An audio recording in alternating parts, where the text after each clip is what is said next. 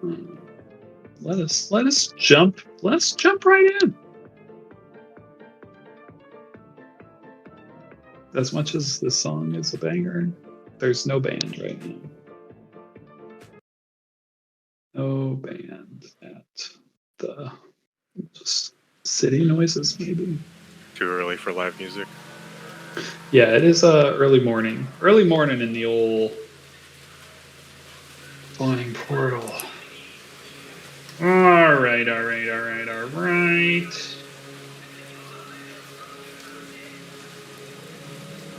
We open in the spawning portal. A tavern created to emulate those of worlds familiar to those from the material planes of our current party. In stark contrast to much of the astral waste city that is turnstile. Party spent the previous evening in Tholos Scientos, researching many of the threads of mystery they've been pulling at back in L'Oreal with the help of their new companions. After a night of rest, you entered the quiet tavern, possibly expecting some breakers, all back, before heading to the dock district to speak with the ship captains that Tumnus had pinpointed the night before. But instead, you find an angry-looking bunch of Githyanki with weapons in hand, looking for maybe revenge for the embarrassment and pain suffered the day before.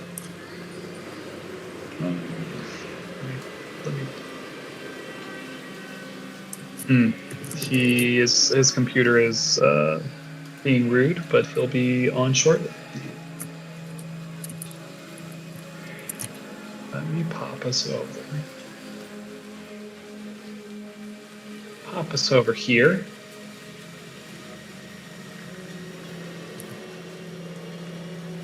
I think I need a camera lock. Where are you, camera lock?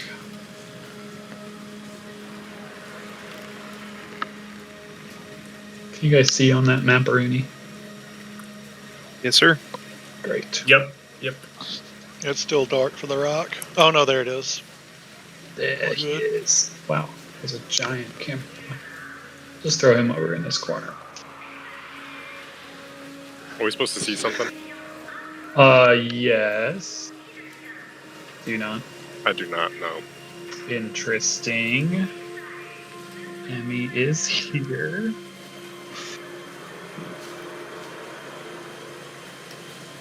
Do you see my ping? I did see your ping, yes. That is really interesting. Okay. Do I not have dark vision, maybe?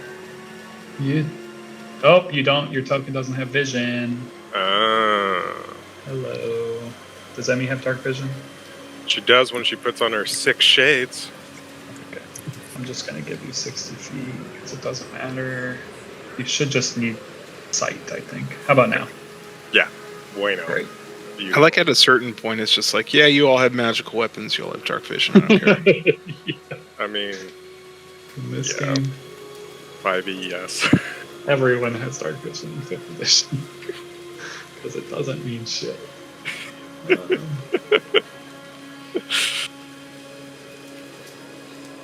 Okay. So, this is the general. You guys don't necessarily need to be in that exact positioning. I just assume that looked like a group of your... how you might exit, I guess. So these guys all kind of like pop up from behind the bar, step in from the doors that you see there, that the doors shut behind them, and then you hear a click of the door behind Tumnus, where he has just kind of popped out. And this nice lad down here at the bottom, who does indeed look familiar to Xerxes in Kale, especially because you can see all this like some treated burn wounds underneath his armor that he is wearing. He kind of steps forward, kind of looking specifically kind of past Rourke and Emmy at Xerxes and Kale, but kind of addressing the group of you. Well, well, if it isn't our pair of lost travelers. So glad to see you both managed to make it back to your accommodations last night. We were just stopping by to make a wellness check. Wanted to be sure the two of you were doing all right. We heard you got into a mighty scrap last night, beaten pretty bad. Isn't that what was reported? The other one kind of looks over. Yeah, that was it. It was burns, right? Maybe a few broken bones. Yeah. And then they look at Rurik, Xerxes, Tumnus, kind of down the line there. We're going to have to ask that the three of you step aside. This will only take a moment.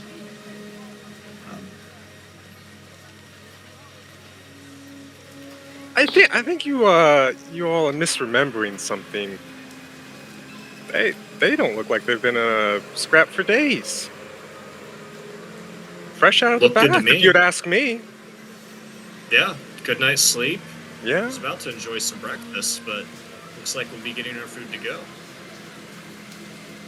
You're right. Maybe I am misremembering the report. Maybe it was five of them that had gotten into a very brutal scrap. Is that what you thought? And then one from across the room kind of like pulls out the sword, and you hear him doing it.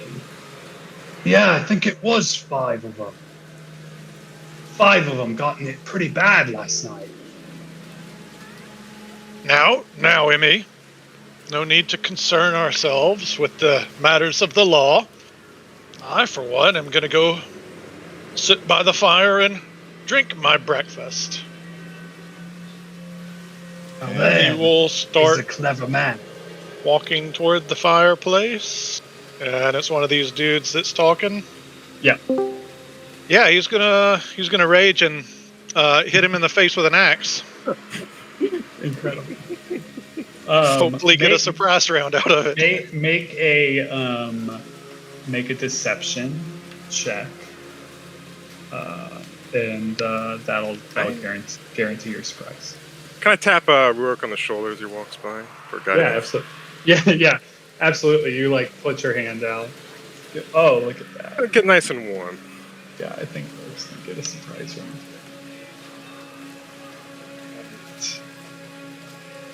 Ooh, it's close, but you do. All right, roll for initiative. Roll, make a roll, make a roll, make a roll, make a roll for initiative!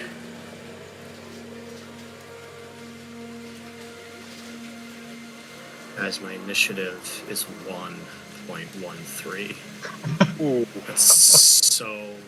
how far you have fallen. I know. What happened to like the I mean- 30s? Going first is not always a good thing. No, but it's just... I'm so used to it. It's like, I guess I could make dinner and come back in 30 minutes, and then it'll be my time to go. That's just such a far cry from the top. Hey, you're not last. Oh my. Oh, boy.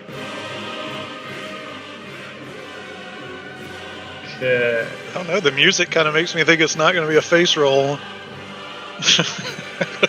I just wanted to Pencil's going. change it up. We haven't had this one in a while. Okay. Where's the door again? Right here?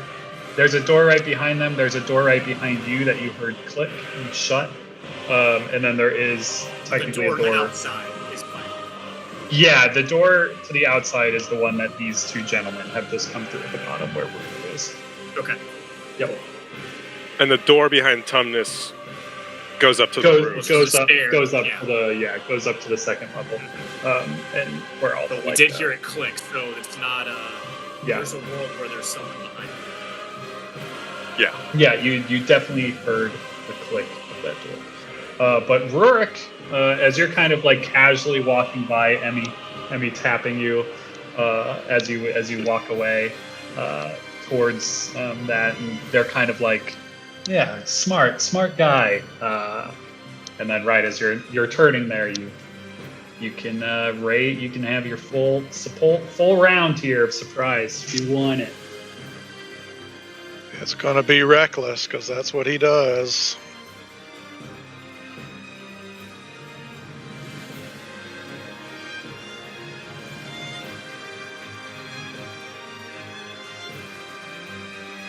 Get these character sheets up.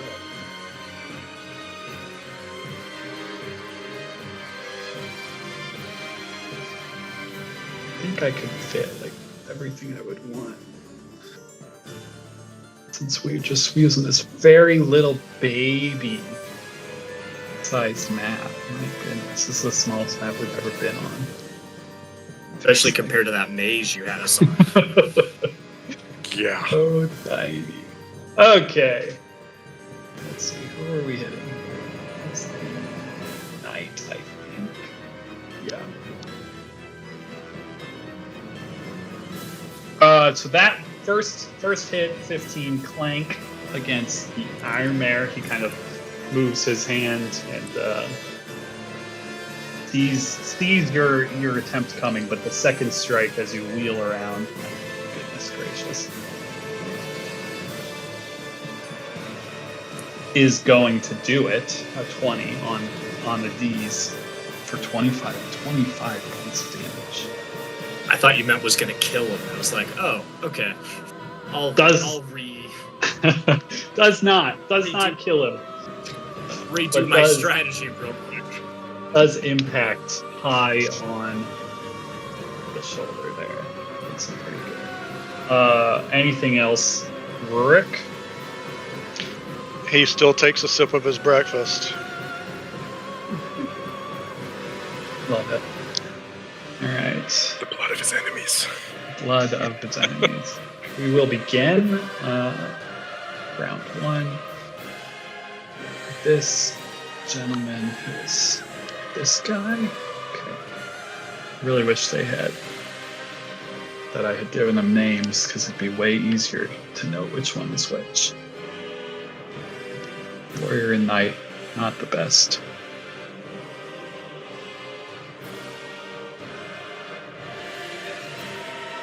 Just gonna have to.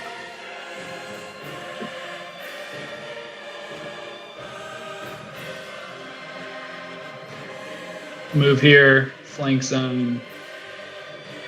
Oh, he already has advantage though, doesn't he? Because you were reckless.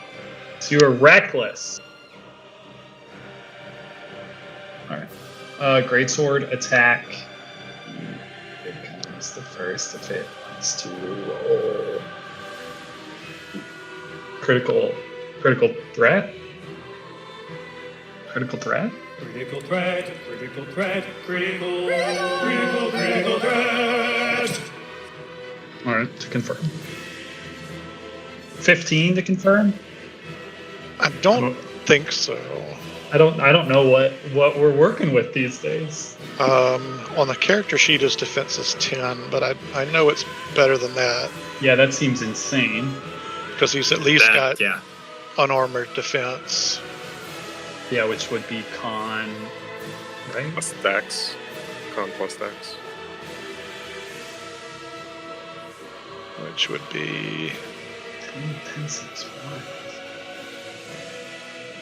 You'd have to change it manually in the thing, probably. It's not.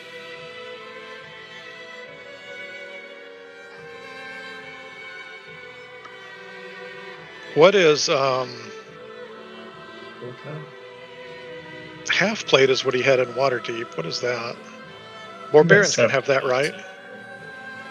Half plate is 15 plus dex, I'm pretty sure. Gotcha. I'm thinking full is 18. Plus dex max of 2. Yeah, full is 18. Half plate looks like 15. What's your con? Con is 16, What's your dex? 13. Okay. So if you If you're have, wearing half plate, at half plate plus dex, you're good. yeah, you'd be at 16. Half plate I don't think has a dex bonus. It does. It gets a max Really? +2 because it's a medium armor. See, when I look up half plate, it doesn't put it up that way. But when I look up armor, oh wait, am I in the fucking whatever this wild bullshit is? Yeah, infiltration suit. Please stop. Please stop. I turned that off.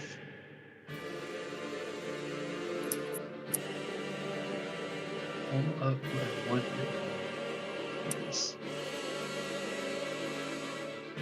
Yeah, I'm seeing. Oh, half there's plate, my 15 attribute dex. list. Beautiful.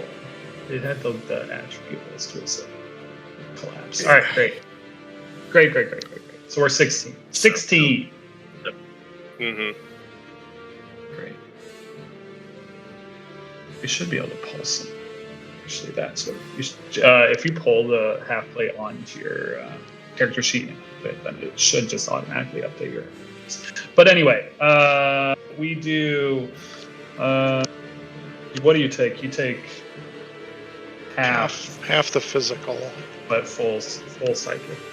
I think I do, yeah. I think it's not his type that gets that reduced to, but I'll So look it yeah, up. 7 points of slashing then, and then 20 points of psychic as he hits you with this very cool greatsword that he has. Right. That's just the first hit. Let's go. Let's go again. Go again. As I see him take the first attack, Tumnus carries a spear, and or a staff is more the correct word. It's a staff that has. I mean, think of a survivor torch. It has a necklace and some sort of amulet dangling down from the top. And after the first attack, and I see him going back for another, I will, bring the staff down and shout, "The light shine on you, Merc," and will impose disadvantage with a warding flare. Love that. Right. Gonna re-roll it. Go here. Great sword. 21. 21 with disadvantage. My word. So 5 points slash and 3 points of psychic on that second. He will stay where he is. The knight will then attack.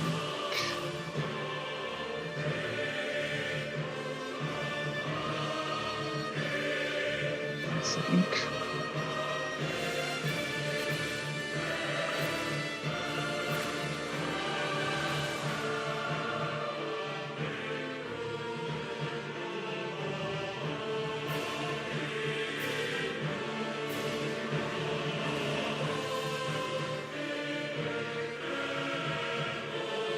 Okay, yeah. He will swing face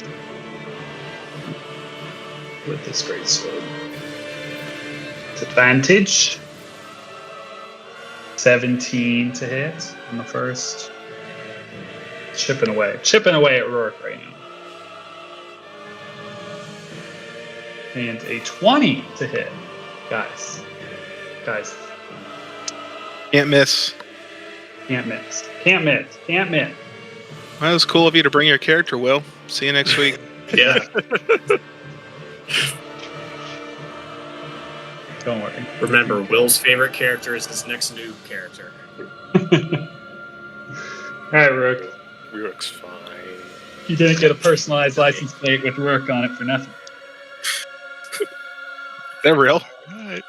No, but that was a consideration.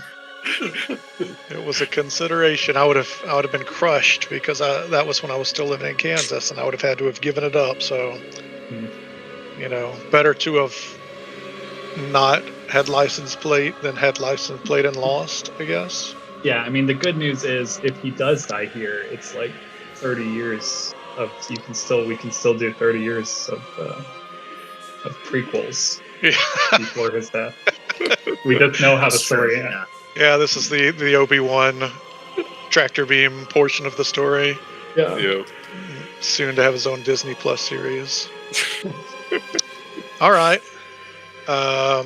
Going right back after the guy that was running his mouth. Southie is what I would call him. Healthy.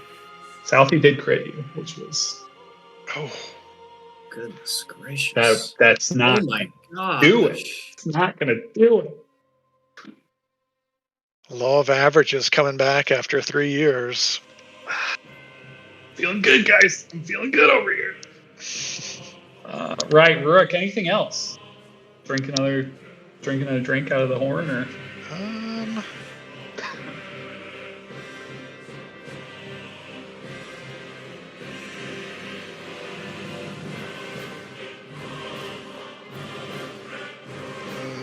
No, I don't think. Yeah, there was something, but I forgot to do it. But I'll have another chance. unless I murder you in cold blood. Oh, damn it, there was something. I have the slasher feat, which reduces the target speed by 10 feet when you hit him and gives him disadvantage on attack rolls. So next time I hit somebody, that'll come up. Good to know. That would have come in handy. He probably still would have hit you on everyone because I rolled rocks. Just Oh, scrolling back up. That'll be his turn. All right, 13. Some shit's going down. He is gonna hop up on the table here, What's that? and He he'll falls fire. over and you skin your knee. Damn. 5 minutes of Peter Griffin.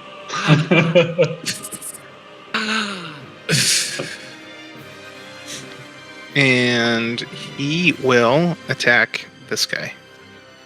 Southie again. What the heck?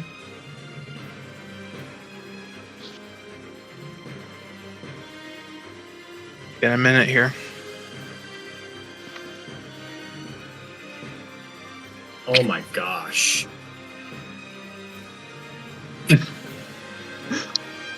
No hits. You want to confirm that second one though? I mean, I kind of did, didn't I? Oh, there. Oh no. Boys. Later, Rook.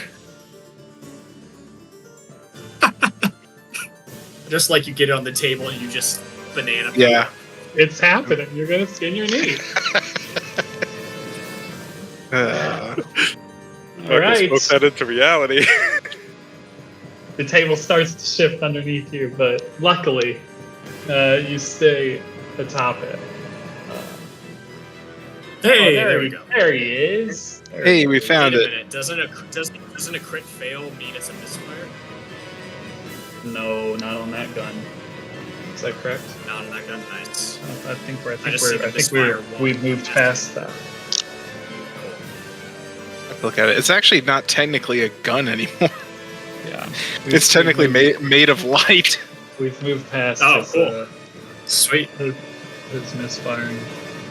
Yeah, all right. he hasn't had a gun since he went to the different plane. He just permanently has his radiating one now. Mhm. Correct. Nice. Love that. It's just it's not imbued with the same energy as when he actually activates that. It doesn't have the shifting Gotcha. powers either. But yes. All right, Kale. Things are going bad, I'd say, so far. Can you turn the tide of battle after a few not so good turns? Not this character. That's not his forte. He is going to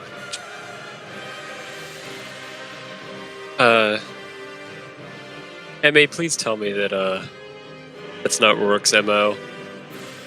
To charge in and attack at first sight? Yes, and then getting his shit kicked in. That part's unusual. But he's fine. I'm sure he's fine. He's just got his nose bloodied a little. Alright. I'll trust you, I guess. If you want to help him, you can. We'll, Triangle crust. Old triangle crust. Where's that? Oh, that's here. Knock that off. And then I believe. I assume that's just everything. Yeah. All the people. Thankfully, small map means people can't get too far away. Oh, no. And then I'm going to. I need to check really quick if this is a bonus action or not.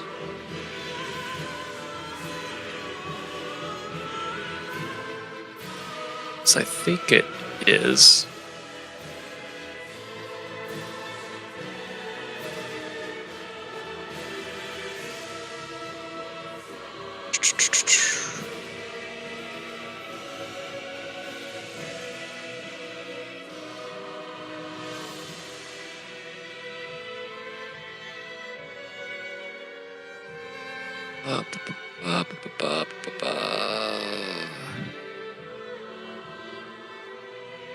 Yeah, it's probably an action. So, I think, seeing how hard these guys were hitting, yeah, we'll cast that as an action, and then as bonus action, we will start to glow and light up the room, and take our starry form. It's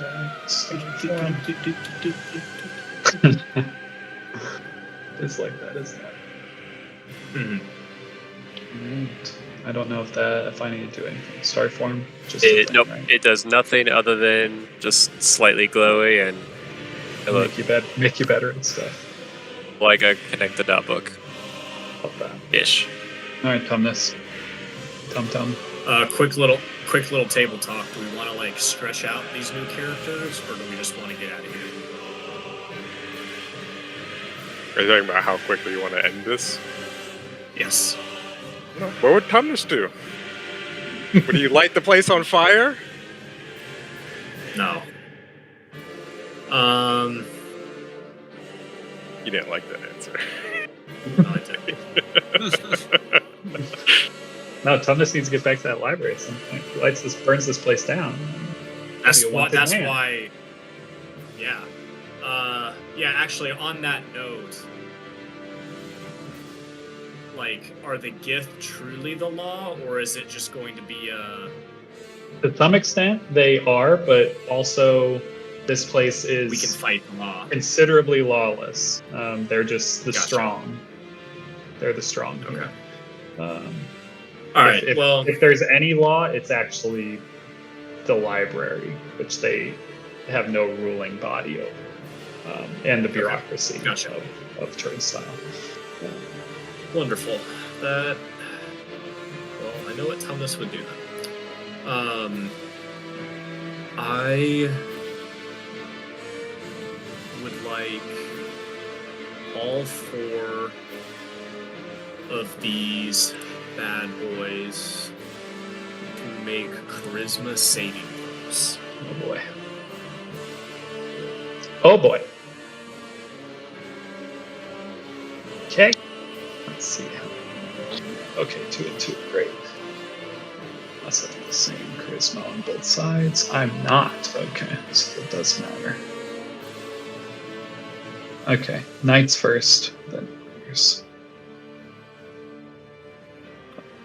They're just gonna take the first roll. They're not at anything, I presume. Oof. A lot of fails. A lot of fails. A lot of fails. All 4 of these creatures disappear.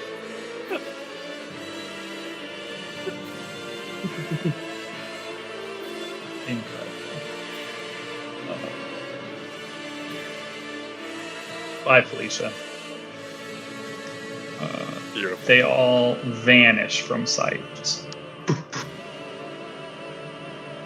as you high level cast Banish. So, You asked me what Tumnus would do. Tumnus would not be interested in fighting these guys for a while and possibly destroying the city. He just wants to get out of here and get on the ship. Fair. So, sorry if that was not the move we wanted, but it's what we did.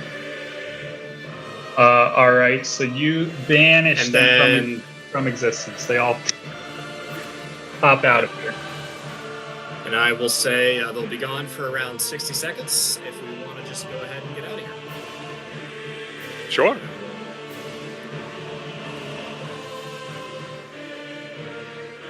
Make my way to the door.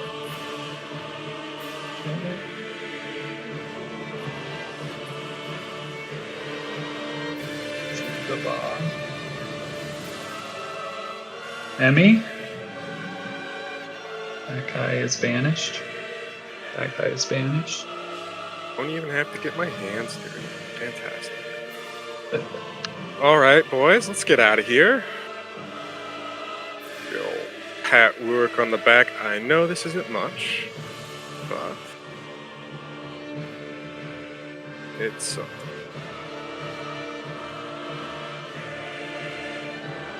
$12 points. Hell yeah. And she'll follow behind Tumnus. Brooke? Always with the cloak and dagger, that one. Oh well, may as well follow suit. And on his way out, he'll give Xerxes a nice shot nod. Can always appreciate a fellow fighter. You give him the head nod back. All right. So, Rook, you're going out, opening the door. Yeah, I was gonna follow Tumnus and Emmy. They technically didn't have the action economy to open the door yet. Oh yeah, he'll open the door. Is it openable? It is. Yeah, just push it open. It's not openable on the map, but it is open.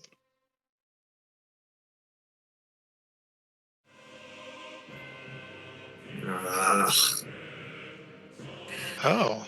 As the door opens, you see two very surprised faces to see the group of you and none of their friends beyond. But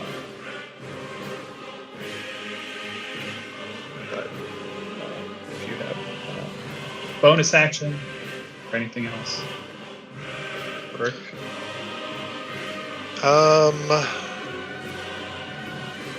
No bonus action, but at least he didn't recklessly attack that time.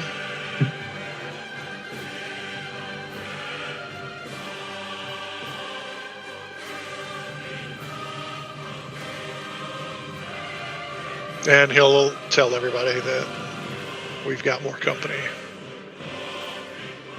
Okay. X Factor.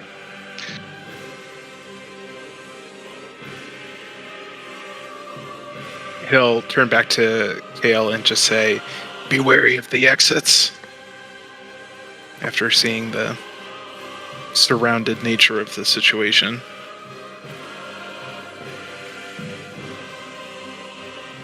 And he will shoot at the one in front of Rurik.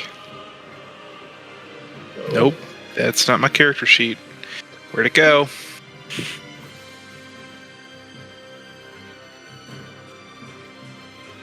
Oh my gosh. The second does hit. But I'm gonna need you to confirm that guy. Michael, can you go ahead and stop messing with the rolls, please? That's not confirmed. Seriously. That's not confirmed. Xerxes, you guys better look out. This guy's trying to shoot you guys. This guy's trying to shoot you guys. Wouldn't be the first time.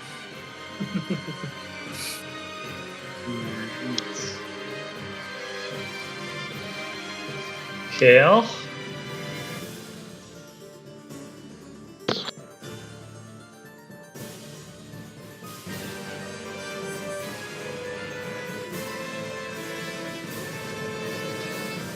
Move there.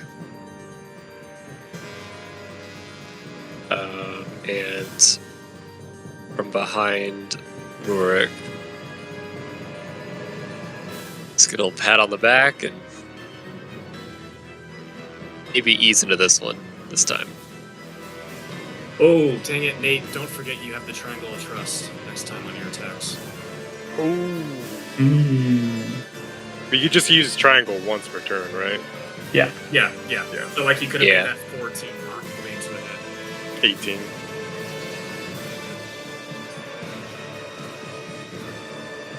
And we're gonna this. Give you some HPs. And you'll also get, if it matters, it's a D8, I believe. Yeah.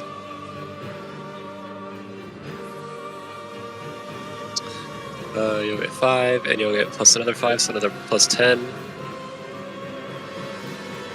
So many heals. All of the heals. And then 5, 10, back up. And that'll do. Alright. This friend seeing some friend will normal attack.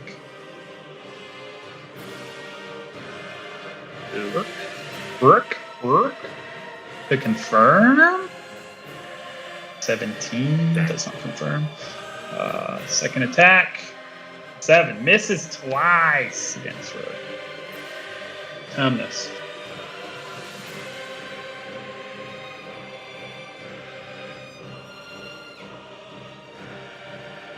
I will summon a huge hammer with the sun emblazoned on it, and it will appear right there. I was going to attack that bro. Let's see if I can grab one. Yeah.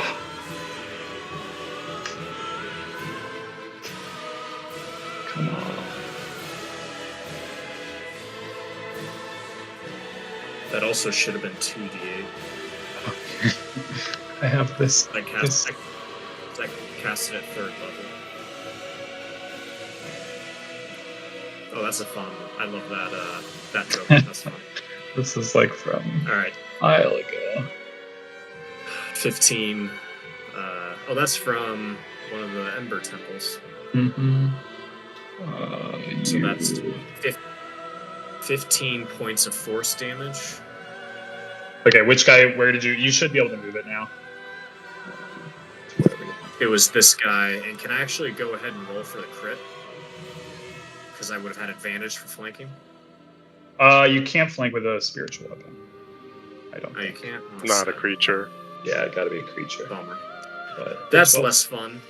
12 points, still solid. 15. Oh, sorry, 15. Yeah. Then I would like a wisdom saving throw, please. Same chap. Same chap. 5. Fail. And they will take 20 points of necrotic damage. Also, it's definitely not a DC 15 wisdom save. That's... We'll fix that. Don't worry. Don't worry, that guy crumples to the floor Cool. in a heap. Anything else from Tumnus? No, I wouldn't step out in front of that. So yeah, we're good. Okay. And me? 6 seconds now ticked away. 54 seconds remain on Banish. Yep. Noted.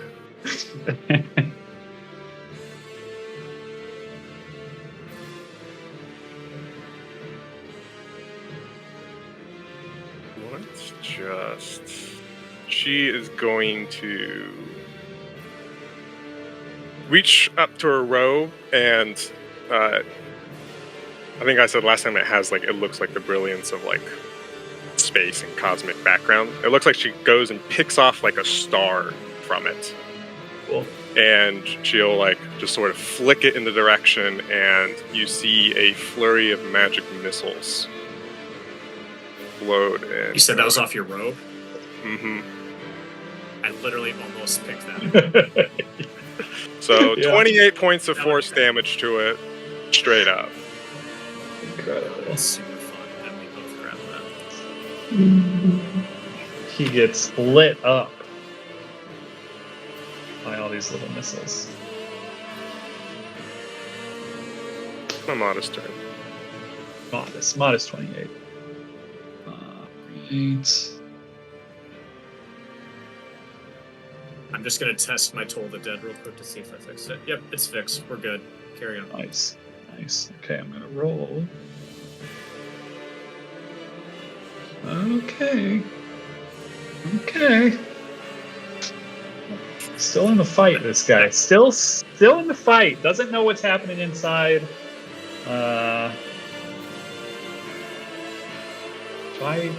If he knew what I knew, I would say dumb decisions are being made, but Just gonna hanging out step behind up. that door, huh? Gonna step up. Yeah, he was on guard outside.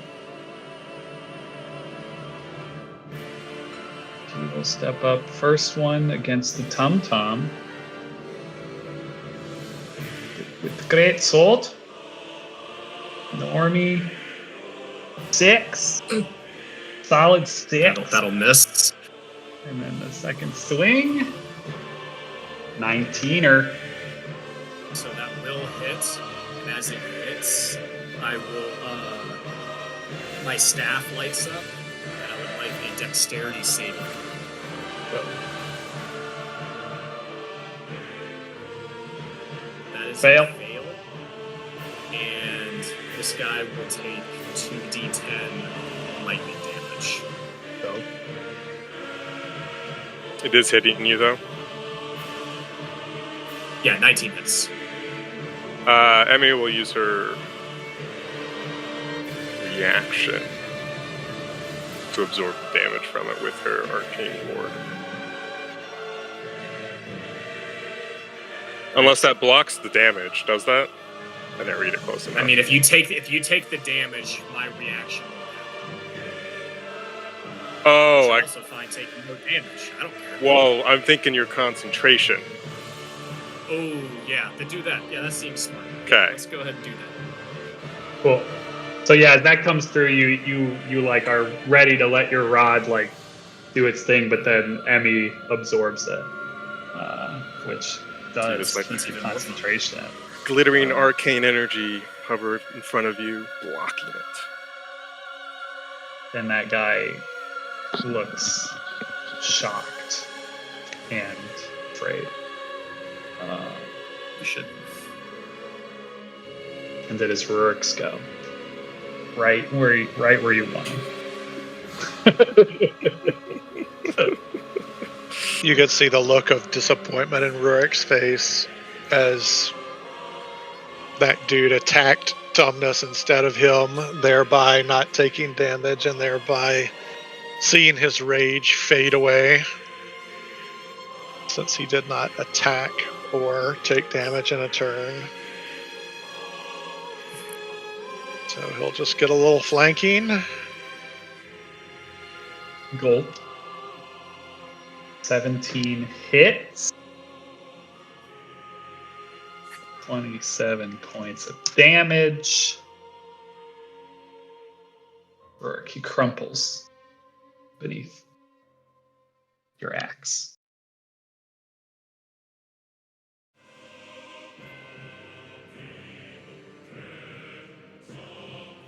Well, I guess tied for the lead is okay.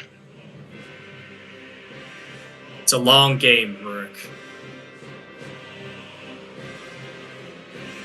Okay. About Move with the rest of your movement there, Rourke. 50 or so seconds. What is your plan here, boys? I don't know where this map goes, but he would at least move to here to give him some options. I think that we're expecting people to be north of this too, right? Because the locked door. Well, that goes to the upstairs. That's on the inside. Oh, I see. Yeah. Yeah. So if I think if we quietly all leave and close the door, this guy's going to be real confused as to what just happened. Okay, yeah, so right now you're kind of out of combat tensely. Because, yeah, this map, we're not going anywhere. But I do have a few questions. Who's my worst intelligence? Because we're about to be moving through the city without gravity. Is there... That's a is there anybody 0. 10. -1, baby. Yeah. -1. Nice. So it's I got a Faster minus than the slowest 1. person. Yeah, so you guys won't be moving at the highest speed possible through the city. It's like if you had a dwarf in your party. But you what's the int to speed ratio? It's not hard coded Okay. because I'm not expecting to have to deal with combat in the actual space of this, but it's like your slow people are going to be moving like 20 to 25, and your fast people are going to be moving 30 to 40, and probably like Emmy is up there at the high end. You know, she's able to zip around out here as you guys exit. But you still can dash, so you guys still can move pretty quick, and it's fairly close to the docks. And once we break, like as in once it's that we're running out of combat, Yeah. Emmy is going to cast a spell. Okay. Yeah, and she's going to disguise everyone in the party as we make our way to Oh, the that's dock. fun. So she's casting Seeming. Anybody can look however they want. So much. So pick a different humanoid. You look like that humanoid. Sure, you don't want to do cows. I mean, I guess we don't even have to be humanoids, right? We could just be. I think that happened once on Rogue Roll or something. Yeah. They all looked like cows, and it was kind of fucked up. All right, so a bunch of just normal-looking humanoids, or normal for turnstile. You can be anything you dream. If you can dream it, you can do it. It's the wackiest thing you saw. Are you bringing the hammers along with you? The hammer. No, but that's also not a concentration spell, which is kind of wild to me. Yeah, no. It's because it requires bonus actions and stuff. Yeah. I'd like to pick So up can one I- of those that was clocking the shit out of me. One of those great swords. Yeah, there's great swords on the ground. I'll swipe one of those up just for fun. Go. Remind me, and I'll tell you about it. Tell you about it when you get a moment to look at it. It is nice. It is a big, great sword. It looks like very like intricately designed. Has like a red gem in the hilt, and it's silver. with all these etchings on it. It's very cool. Like You have very like no- almost like platinum-y silver. It's like looks very nice. You have no idea how many of those things I picked up in Baldur's Gate and sold. Yeah, it's surprisingly light. It's cool. Nice souvenir.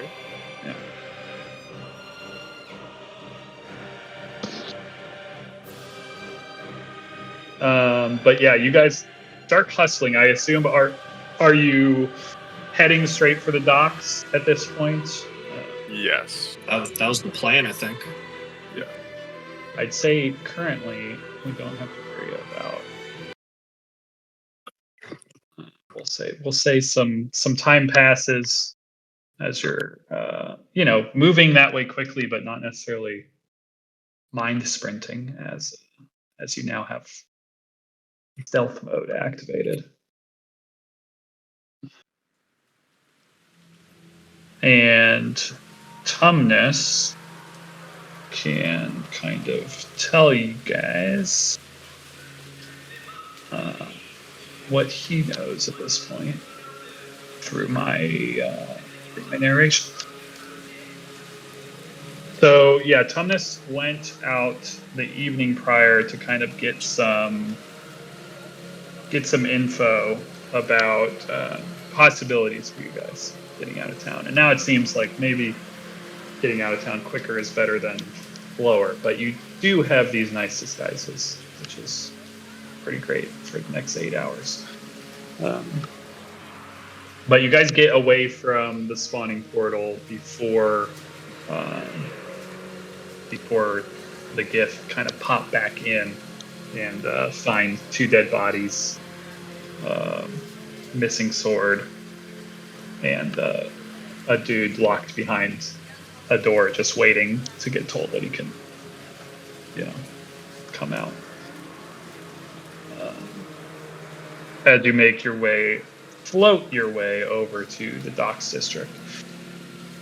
The docks district is already pretty busy at this point in the day, so you guys kind of are easily lose yourselves into the crowd as Thomas kind of tells you about the info that he has regarding options for hiring a ship. 3 leads kind of came out as the best options. There might be others that you guys can look into if you want to keep poking around. But 3 kind of surfaced as like the ones that could get you to where you want to go, which is near the outer plane of the astral sea, like where the outer planes meet the astral sea, which is not a place that a lot of people want to go, especially Tunarath is not a place that people often want to go. Let me just read through here what I've got on your options that Tumnus had spoken to. Tumnus spoke with a captain of one of these boats, Captain Luafingo, a human gentleman. He has a small crew of 4 others, and their ship is called the Crimson Sail. It is a astral runner, which is a ship that flies using kind of like sails that actually catch the astral wind. It flies a lot like a boat upon the sea. It's probably the most similar to something like that. So Luafingo is a human man from Faerun, actually. And the information that Tumnus had is that they're moving cargo that was newly picked up within the last week or so here in Turnstile from elsewhere. And they're moving it actually to Tunarath. The captain was not willing to disclose what cargo they're moving, but did say they had room for more crew or passengers. If you wanted to be crew, you could get possibly get paid a cut if you sign on for long term with the crew, and you would get paid on your return trip to Turnstile.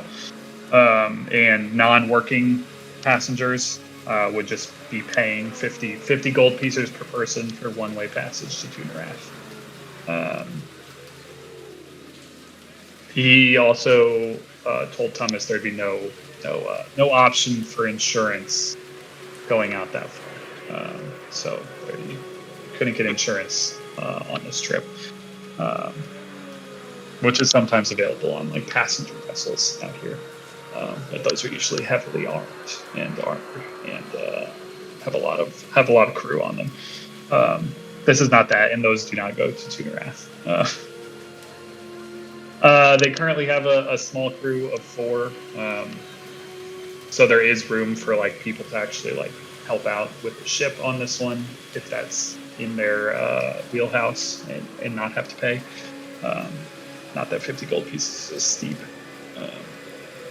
But that's what you know about that one. The second is a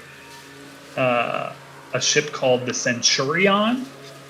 It is what they call a gift bombard, a very large ship.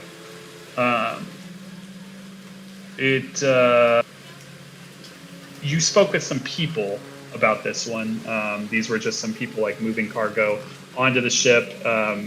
Not necessarily even the crew specifically of this boat, but the admiral of this boat, as he likes to be called, you had heard that he is currently seeking a team of, quote, fighting quality chaps to join him on a escapade into the Astral Sea. He has a crew that can fly the boat, but he does not have the team of the quality that he's looking for. And he's been people know that he's here seeking a team because he's been here for the last few weeks, kind of like going through the taverns looking for a crew that he deems of fighting quality. And what kind of ship was he on again? This is a GIF bombard. GIF with 2 F's. Yeah. Not TH. Not TH. This is GIF. Well. Xerxes nodding his head over there. So he has not been clear as far as the people that you talked with about what this crew is getting tasked with that he's looking for, other than journeying towards the outer planes on a, quote, dangerous retrieval mission. And also that this guy is a bounty hunter.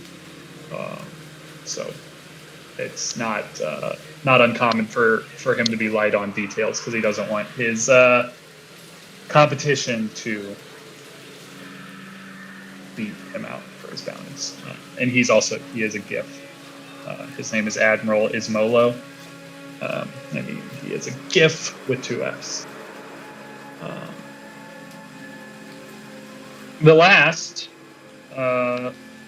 is less a ship for hire and more a ship for sale. It is called the Vespide 2. This ship is a little bit different than the other two. The other two. This is a spell jamming ship. This is a ship that uses. This is a ship that uses magic and magical abilities to steer. It has a spell jamming helm. Does not necessarily use the winds. It is a wasp.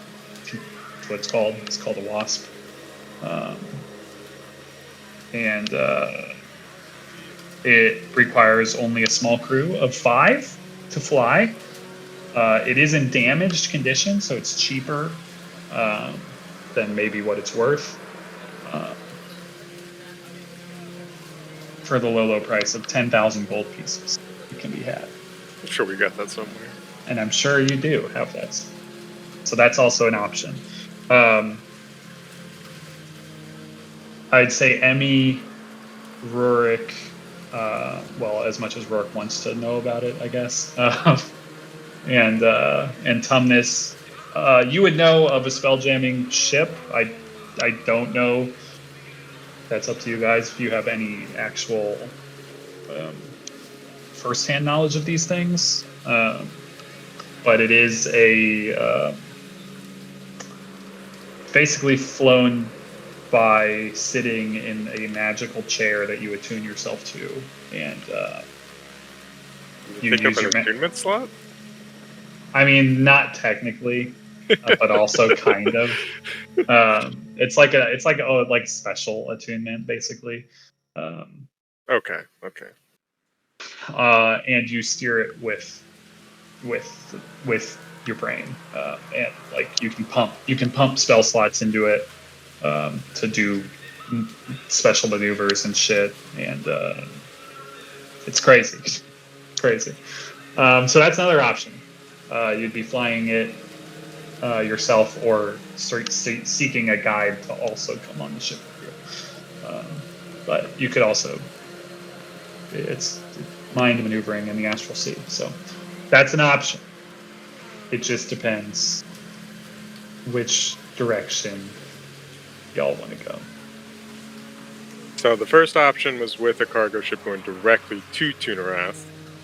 While that's the most direct, it's also potentially the most dangerous, as we don't really get to choose our point of entry into Tunarath.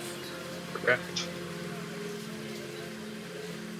The second one with the GIF, it'd be nice to have company, but we don't know what he wants. So he may try and pull us in another direction first. Correct. Yeah, we don't know where he's going. Yeah. You can also talk to these people. You don't have to choose right now, but you should. I talk it over before, if you're like, we don't even need to go talk to this person. Right. Can we find out what happened to the Petunia 1? The Vespidae? The Vespidae? Vespidae? Spada? Vespidae. Spada? Vespidae. I don't know how You to could? spell it. Vespidae.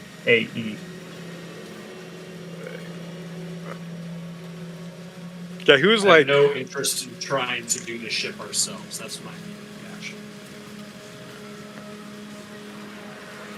I don't think we have the money for it anyway. Yeah. I mean, we could at least talk to the gift guy, just see what he's thinking, you know? Yeah. I mean, that's where... No, you're fine. So that's where we can talk to him, but it just depends on how quickly Xerxes and Kale want to chase down Sailing. Well, this isn't even Sailing. Yeah. This is Anna, Sara, and Al. Al. Yeah, we don't know anything about Salic yet. Yeah.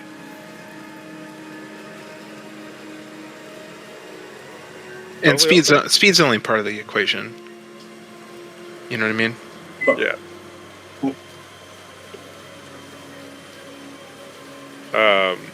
Yeah, let's go talk to the GIF. Okay, so yeah, as you guys are walking around the docks, kind of going and checking around, let me see if I can show you.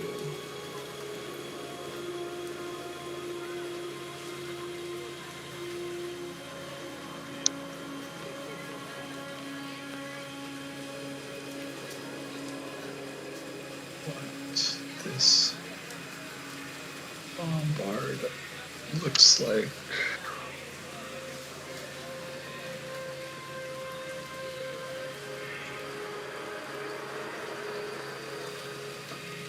Certainly try.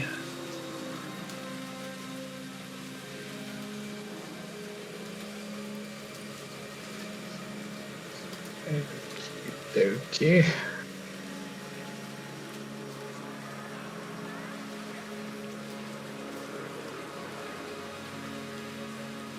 Pull in that image.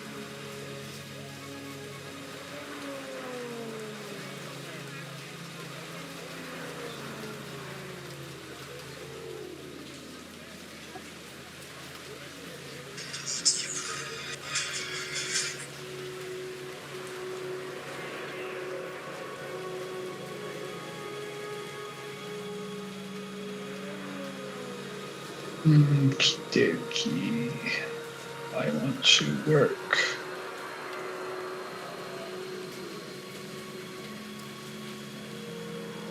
Seeing a pain in my butt.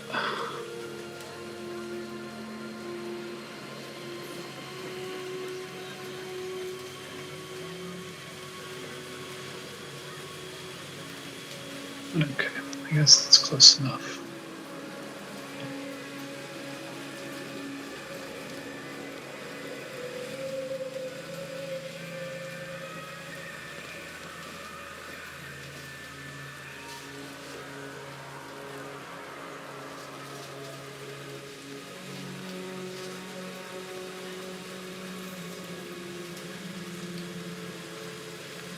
Okay, we'll see if this works now.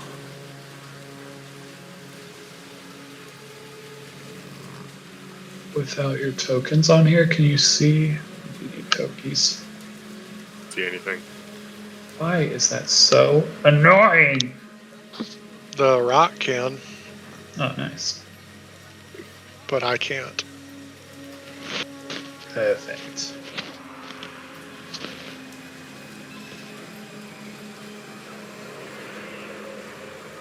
How about There we go. Okay. So this is a bombard. Just so that you can kind of get an idea of it. I will also paste that picture in because that's even cooler. That's it in space. Doing That's cool super shit. cool. That's pretty cool. That's pretty cool. Has a massive cannon, like huge-antic cannon. It also has 2 ballista on the back. That's a gift bombard. Okay, so that's what you approach. It's just, I mean, it's floating next to literally space dock. It's just floating in space, hovering there. As we And approach, yep, go ahead. Emmy's gonna cast a spell on herself. Okay, Detect thoughts. cool.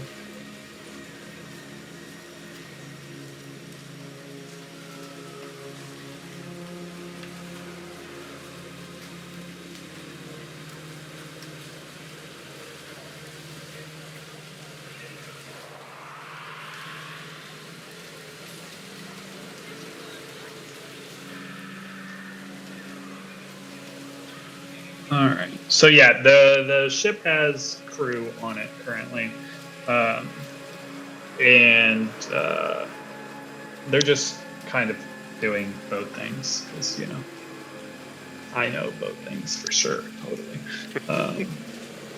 But this nice lad is barking orders around the boat. Let me see if I can. I love the art for this thing. It's just way too good to not paste it in the chat. There he is.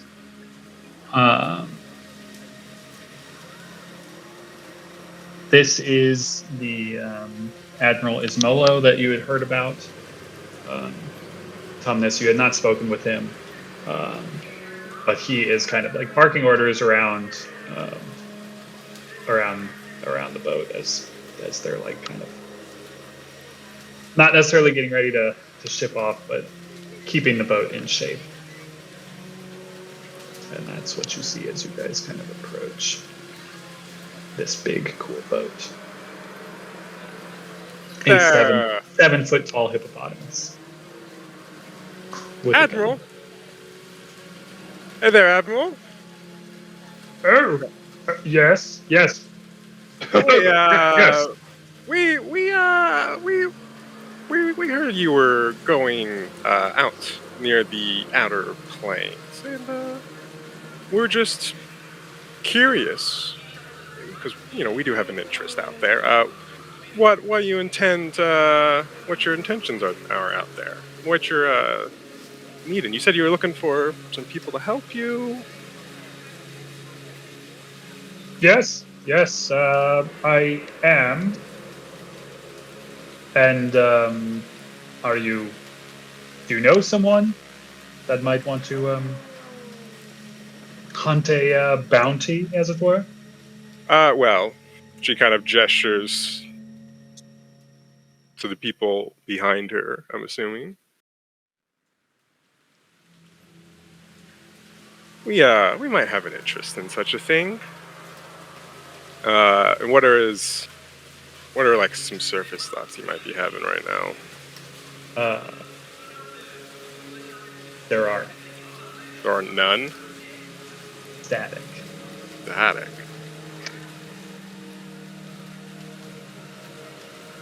Make a perception check.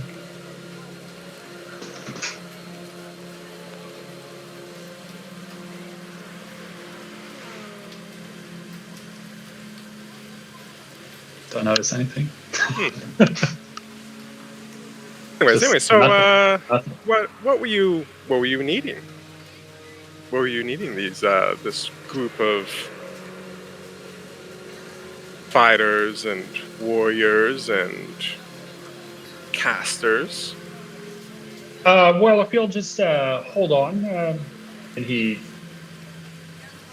stops kind of yelling from the bottom, and you see him like kind of vanish off to the side, and he comes out a hatch down below and meets you on the deck, and he's just this big, massive 7 foot hippopotamus man as he walks up to you.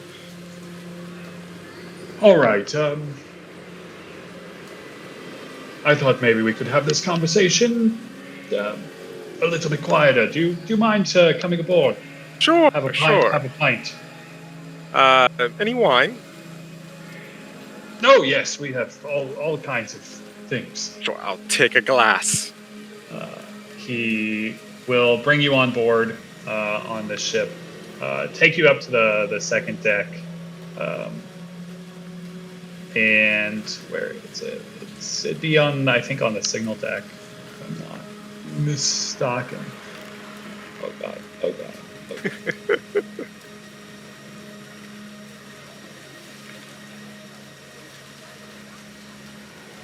I think it's. Oh, it's not 4. I don't know. It doesn't really fucking matter. He'll take you way up here because it's the coolest spot. And there's nobody around up here, as you guys can kind of look over everything. And as he's bringing you up there, he asks one of the crew to bring up some wine, as well as anything else that anyone else would like. He has ale that's similar to the drinking ale. And then he does have wine, and he also has something similar to a rum, a heavy spirit.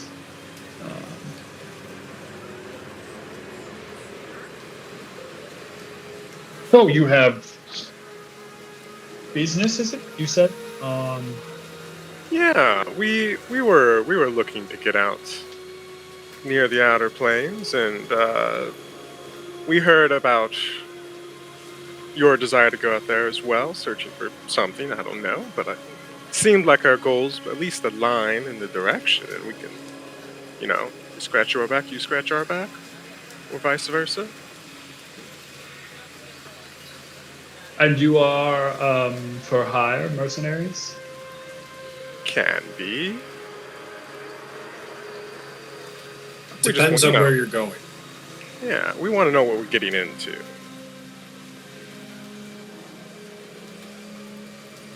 Here's And the Emmy's trouble. going to try and press deeper. See if she can.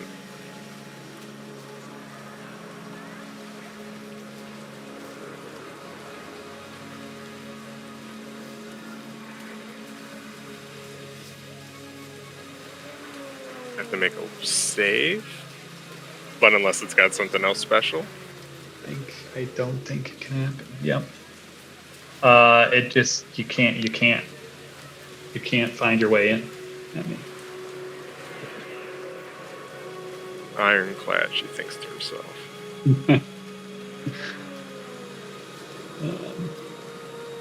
Does she know if that's like something Gith have? you can roll an Arcana check. Yeah, you don't think it has anything to do with being GIF, but I'm sure you've encountered protections that people That's do not take. unheard of, yeah. So like there may be something going on, either some kind of item or some kind of spell, possibly, to keep people out of his brain.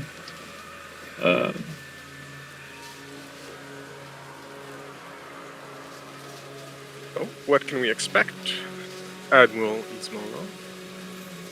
Here's the trouble. How am I to be sure that if I I need to know that you're capable, but two, I need to be sure that you're not going to decide you're not interested and let this information out to competitor. The Because nature itself is sensitive. yes, because I'll say this. I know where my bounty lies, and that information is what is so tight here. I wouldn't want that information getting out. Understandable precaution, but let me assure you, to us, you are simply a mode of transportation. We have no interest or desire in taking your destination and making it publicly known should it not align with ours. And roll persuasion. We are looking to go to or near insert name of gift city here that I have forgotten. Tunarath. So if our destinations are aligned, then great, and if not, then we wish you best of luck in your endeavor. Tunarath, what brings you there? Dangerous place for a group of whatever it is that you all look like. I forgot you had seeming on. We do have seeming.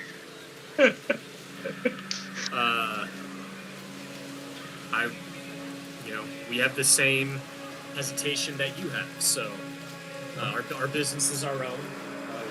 We're looking for some friends of ours, and that's about the most that I can share. As you know, anyone fool enough to go to Tunarath is surely more than capable of what you would need. This is true. I can get you to Tunarath if that is what you seek. Curious. Have you been before to Tunarath? Like we said, it's a dangerous place. Only a fool or someone in great need would go there. Maybe both. Desperate? Do the Gith have your friends that you're seeking? They at least might have passed through there.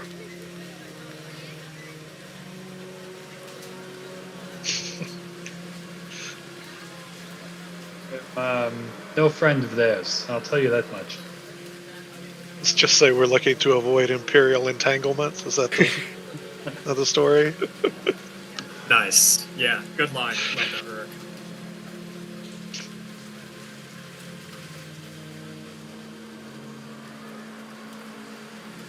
If you can handle the Gith, as you say,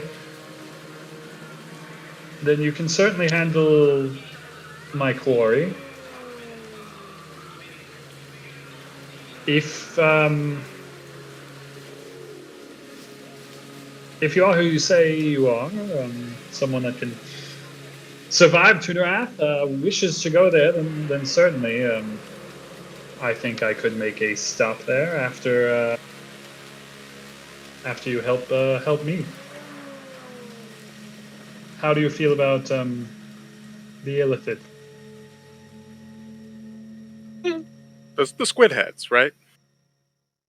Yes, the squid heads. Such a bothersome group, really. Well, there's one that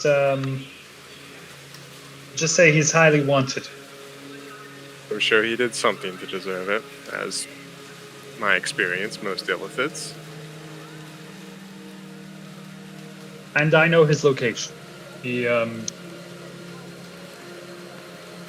a Nautiloid close enough to Tunerath. It's not somewhat on the way, I could say, depending on which route we take. That is surprising. An illithid nautiloid would hang out so close to Tunerath. Yes.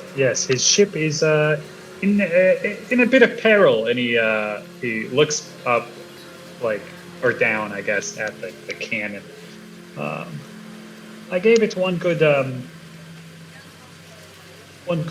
confirmed hit, we'll say.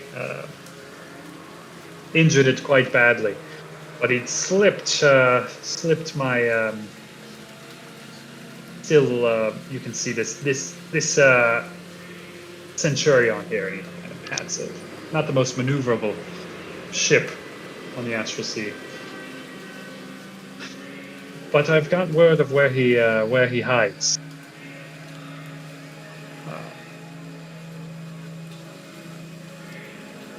And if you're interested in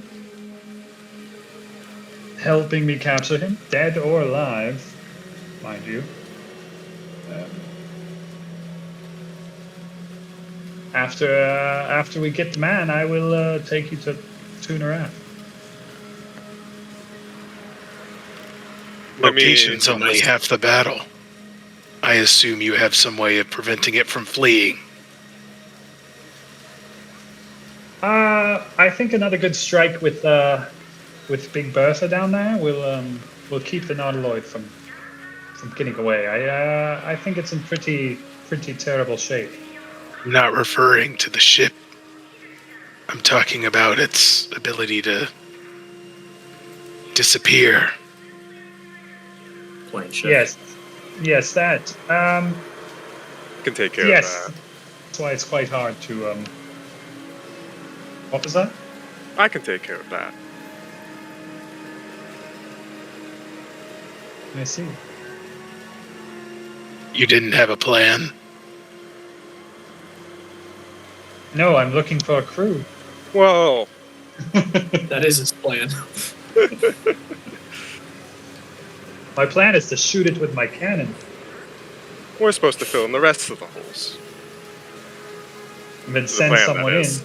Send someone in to take him out. Seems like kind of a terrible plan for a bounty hunter. I mean, I've got many men before. Nailed them.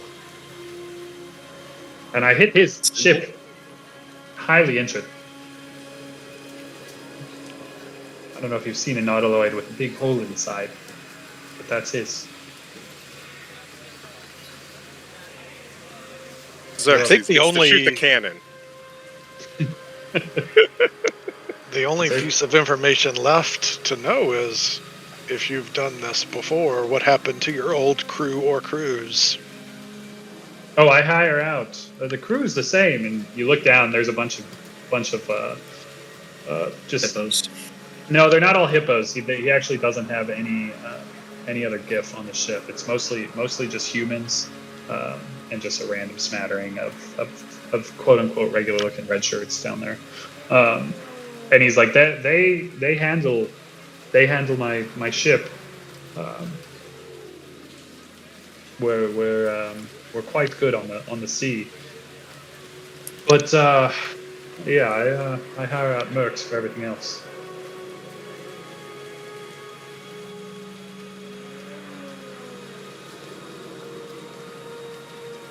Any other One questions, dead elephant Xerxes? coming up.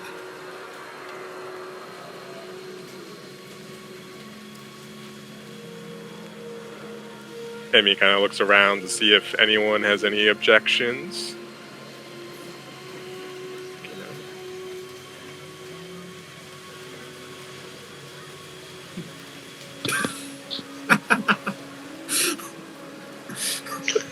Tune around, Fantastic.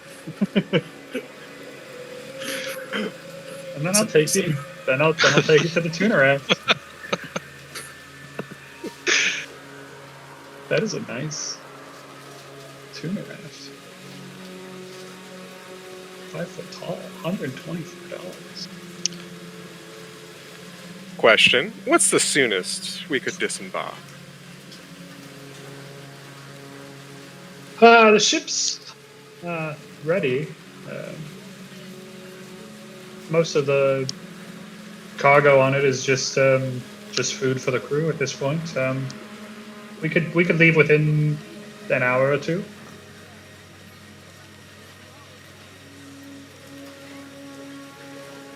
Anyone- I'll hold my hand out to shake. Big meaty hippo hand.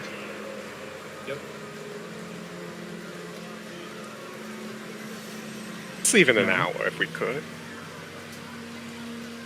Eager. I like that.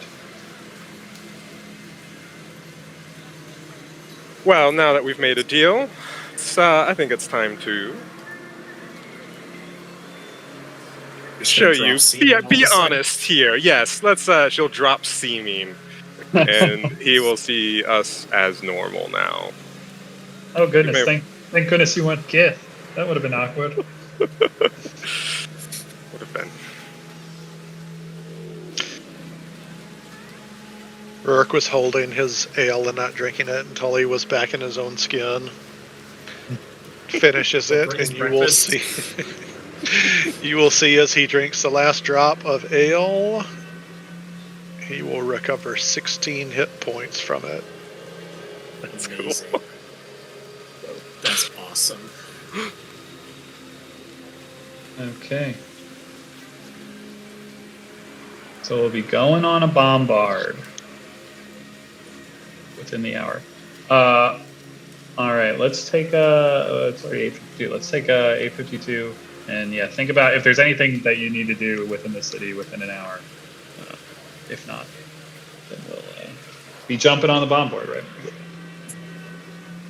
Anything anyone needs to do before you get on this boat? Rourke would pester Emmy and maybe his new friend Xerxes to find out a little bit more about this greatsword. Could do that. Yeah. Take 10 minutes. It is. I don't know if it's technically magical. I mean, it is. It's also not. Silver sword is what they're known as. It's a silver sword. They channel the force of the wielder's will, dealing psychic damage as well as physical damage.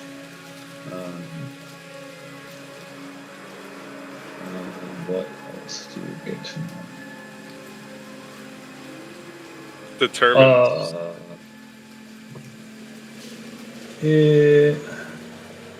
It would be a +3 greatsword if you were.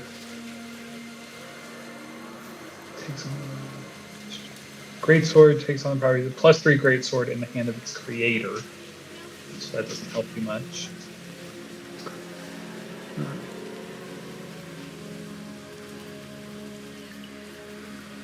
Does identify give you any like lore? I mean, no. Tell me if schools, if there are any. No, But I mean it's psychic, so not really. Um, do we? roll a history check. Just for Okay. fun. While you're doing this, you have advantage because you are casting. 19. Yeah, so like these things are considered like priceless, like relic / work of art, the Githyanki. And they don't take kindly to non-gift wielding at all. If you wield this Rurik, I think all the Gith are, they're gonna want to come party with you. In the way that Rurik likes to party.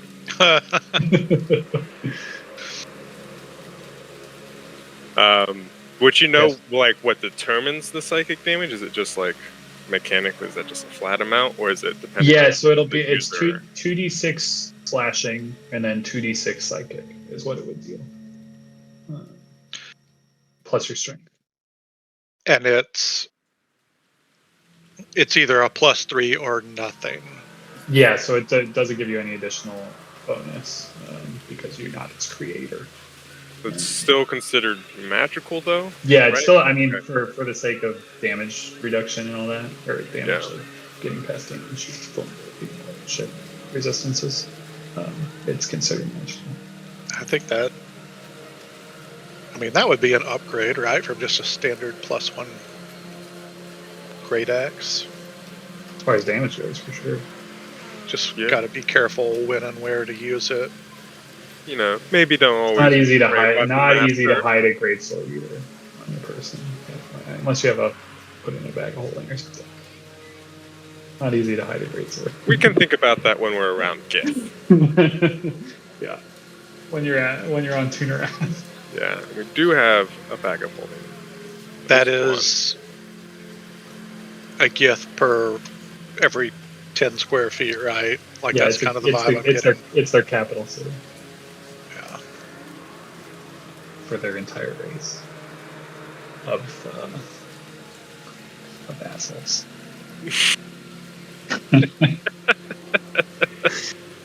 Easy way to put that. When you make your entire empire about killing illithids and then you achieve your goal and Yeah. you just sort of left being assholes. All right. Anything else before you take to the skies? Right. So yeah, about an hour later, you guys are ready to take off. He has a small crew.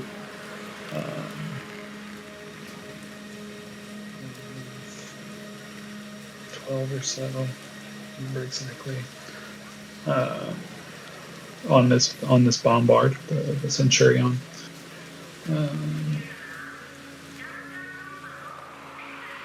And we'll go into space time.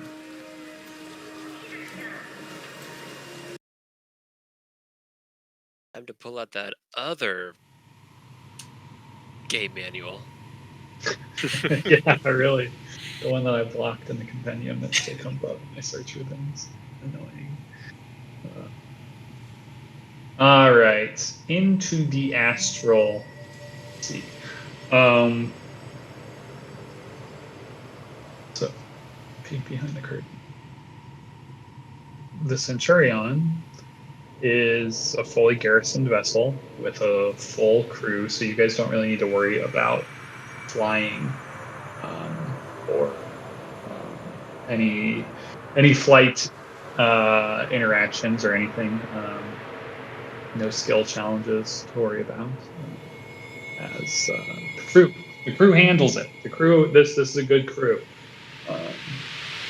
So anytime that you guys go into more dangerous areas or asteroid fields or anything like that,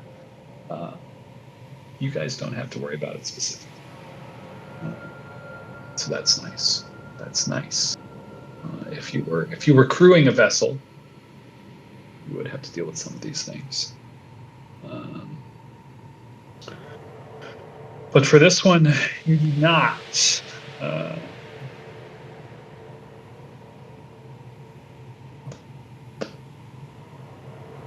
The journey takes some time. It's like, I think, equivalent of 7 days, like a week or so. I know I said food multiple times as cargo, food for the crew. You guys were going to Breckers. You don't get hungry in the astral plane. You don't get thirsty. You can eat if you want to. You can drink if you want to, but you don't have to here. So that's a thing that I forgot to mention. So there's food on the boat, as well as alcohol and things for imbibing, if that is something you want to do, because that Admiral Canterbury is Molo is his full name. That's probably the same.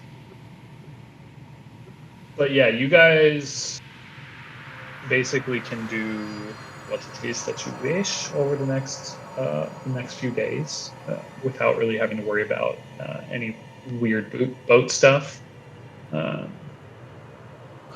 You've chosen the boat that has the most experience crew, and they know where they're going, and they're going to a part of the astral sea where there isn't a lot of other Do things they need. Kale or Xerxes have anything that belongs to Selig?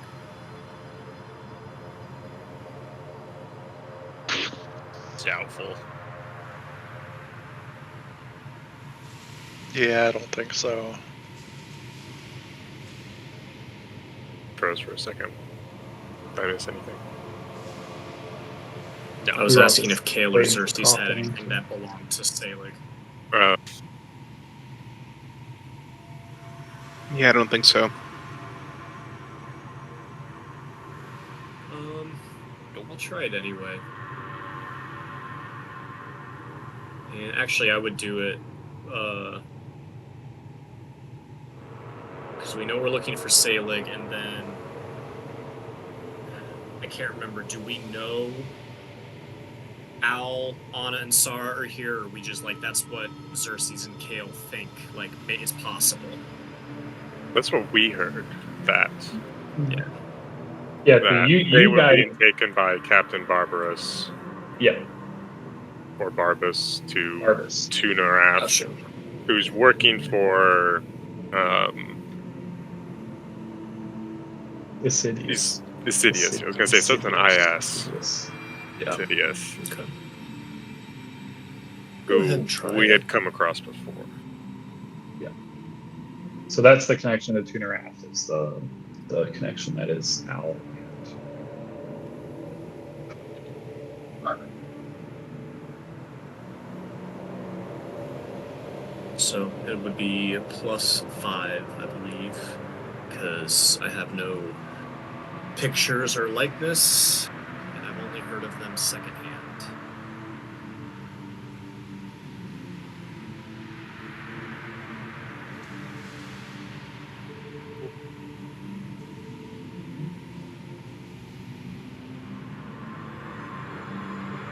You got Selig's sheet handy?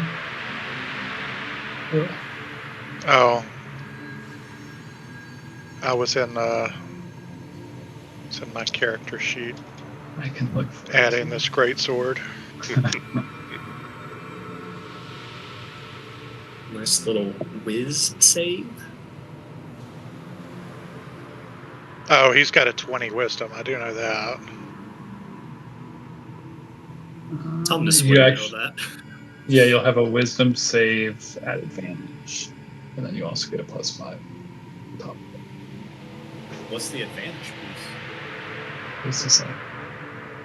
Oh, okay. It's interesting. Mm-hmm. Croft, if you want to pull up Owl's character sheet, that's coming next. Because you said we have 7 days, right, Michael? Yep. Yeah. Yeah. Yeah, I'll go ahead and try it for 28. both Owl and Selig. Okay. Fail for Selig, or I mean pass. The spell doesn't work for Selig. That's what I'm trying to say. It's wisdom, Believe it or right? not, Tom, this doesn't have a 29 DC. Does Owl And also have advantage? yeah, Owls is just straight, right? Al, +5. you also have the advantage in the +5. Jeez. What's going on? Not as good as my save's not as good as Selig, so there's a chance. It's the epitome of nothing Many, venture, many nothing days. Did it go through? It has not yet. No. Oh, green is bad. Right. Totally the second one. I forgot green was bad. I was like, ooh, Totally the second one. ooh, it worked. Sorry. I'll try it again the next day. Yeah, that was better. Emmy during this time was also wanting to decode that first book that was dispelled, and then Oh yeah, that's right. after at least the second day when we have time to prepare spells, she wants to try dispelling the other ones. PCs. Hey, Kale.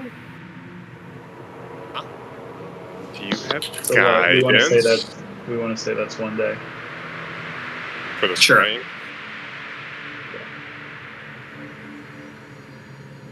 I do. Would we be worried about being attacked on this vessel? I mean, yes. Possibly. Okay, then but yeah, that's why he- I'm not going to be trying this constantly, because I would want to keep spells in reserve for. Yeah, he would he would basically have you guys like always be ready. Like there's not, especially going into dangerous areas, because of this. But he would also say, this is a tough ship to be targeted by Cool. pirates and things like that. But yeah, there is encounter rolls happening. So like you're in dangerous area. Got it. That's what I needed to know. And can I ask, if we fall Seven. overboard, Mm-hmm. like nothing happens, the boat just goes like way faster than we're able to float, right? So there's actually like a gravity, I forget what it's called, like a gravity Shield. shell or something. Yeah. So like the boat has gravity on the decks and it goes around the ship to a certain extent. So if you fall off, you end up basically like in that. So you're fairly safe. Like you can travel with the boat for a little while. If you end up outside of it, it's bad news, because then you won't be able to like breathe and shit out there. Oh, it's not like it is in the city. Correct. Yeah, on the boat you're good, but outside that, it's like artificial. It's like being in a boat. So yeah, you basically start drowning, and you could get hit by like astral wind and all kinds of horrible shit. It's not good to be off the boat. You don't want to be off the boat. It's like being in plate mail in the middle of the ocean. If your brain was going to explode because of magic. Yeah. Emmy, you wanted Tumnus to grab enhance ability one point, right? Yes. Prepare enhance Okay, ability. got And Kale can do guidance and triangle of trust at the same time, right? Correct. Okay. So here's my idea for that. dispelling I also these. have blessed. Concentration. But they're both concentration. And bless is for saving throws and attacks. Yep. I need it for skill specifically. Got it. Because I should be able to survive the hit even if I fail. Like, I'm not worried about dying.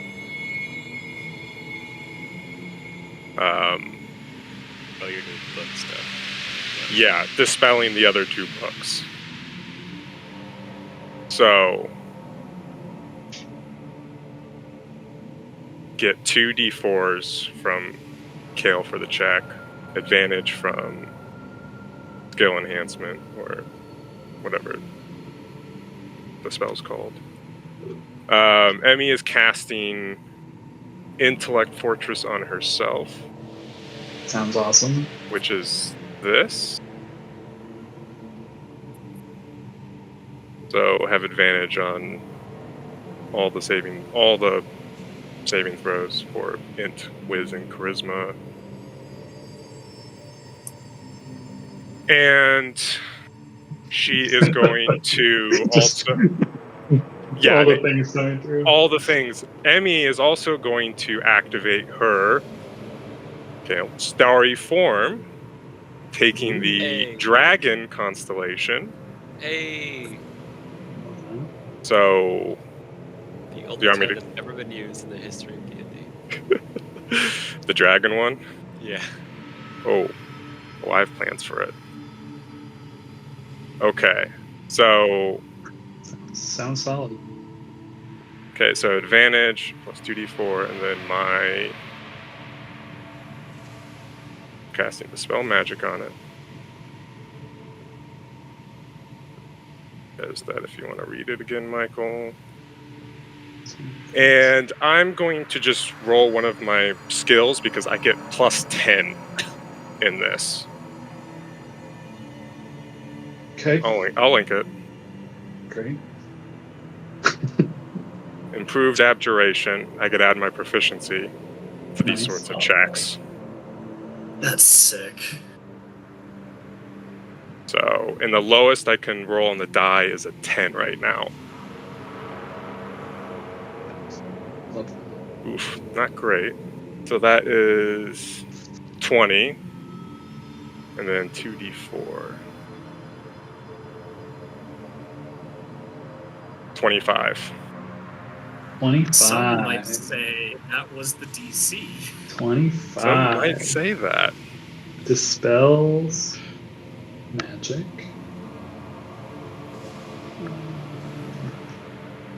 And then I believe I need a wisdom save. Is it wisdom? Hold on. Wait. And the first day we could have done this is the second day, so we would have had a long rest. Yes. I'm not sure if it's wisdom. Hold on. It might be something else. Shit. Remember what it was. Just a lot. I think it's Constitution. I think okay. it's I mean, it's Constitution. Damn. Could be Then a Intellect different book. Fortress doesn't do anything. I was thinking it was Wisdom. Con? Constitution. Yep, it is Constitution. Was the other book Con? Or are they different? I don't remember. The other book was Constitution, Oh, okay. I believe. That ain't Unless gonna I'm really save. fucking it up. No. I don't No. remember. I'll be taking the full damage. Dokie.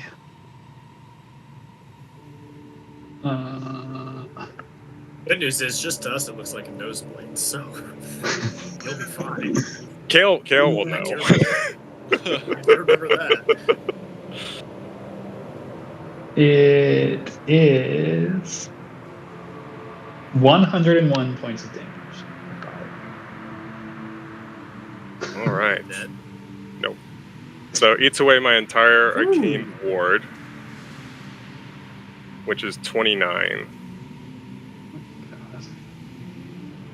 Ouch.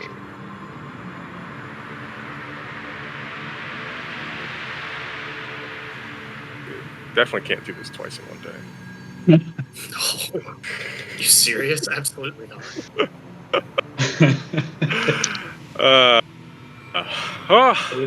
But it is. Oh, that was a doozy. Do we have our own quarters here?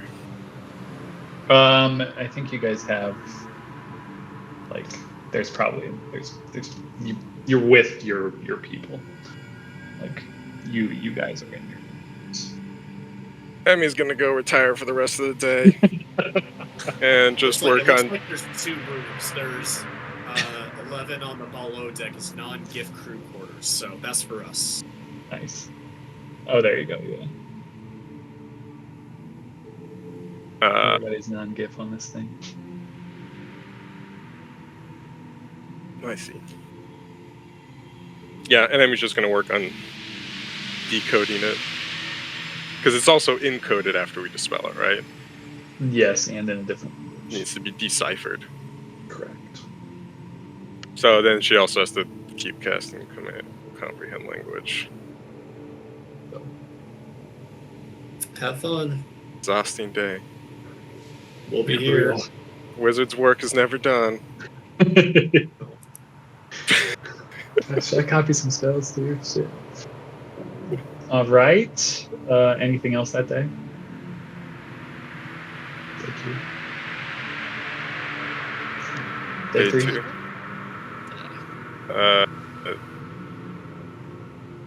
So day 1 was when we left port, right? Mm-hmm. Okay. Yeah, day 3, Emmy would want to dispel the 3rd book. Okay. All the same. All How the are you? same. All right. Maybe not mental fortress or whatever. Yeah, not How Fortress. close did that get you to your 0 level?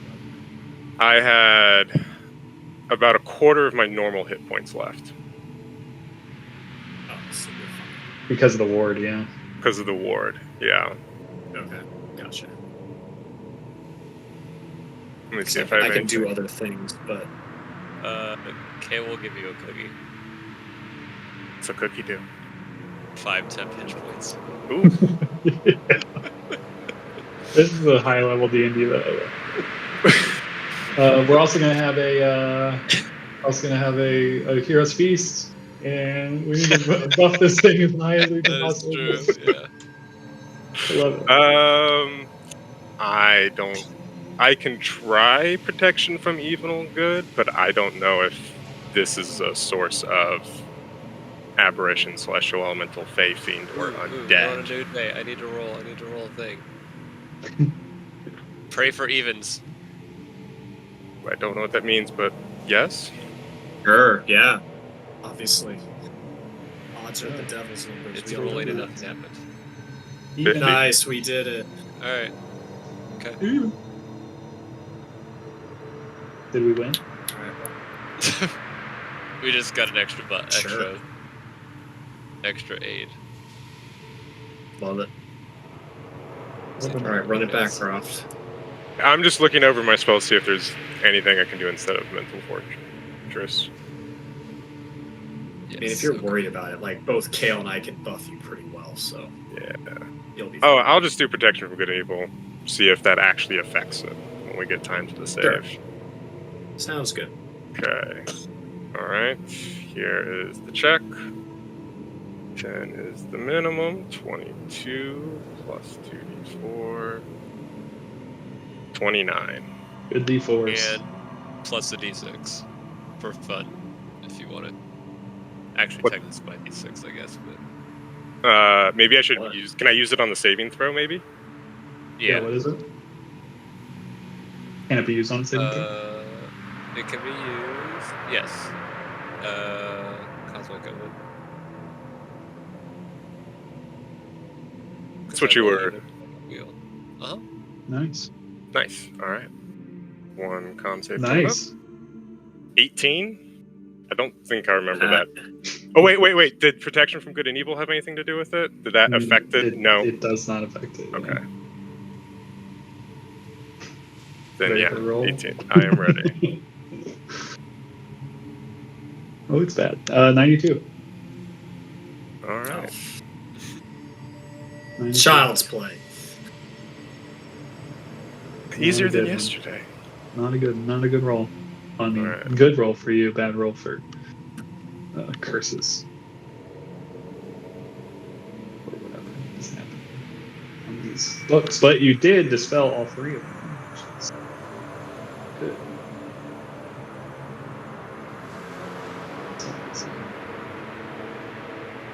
All right. Well, we got past that. Without seeing Now- what happens when we fail the dispel. Yeah.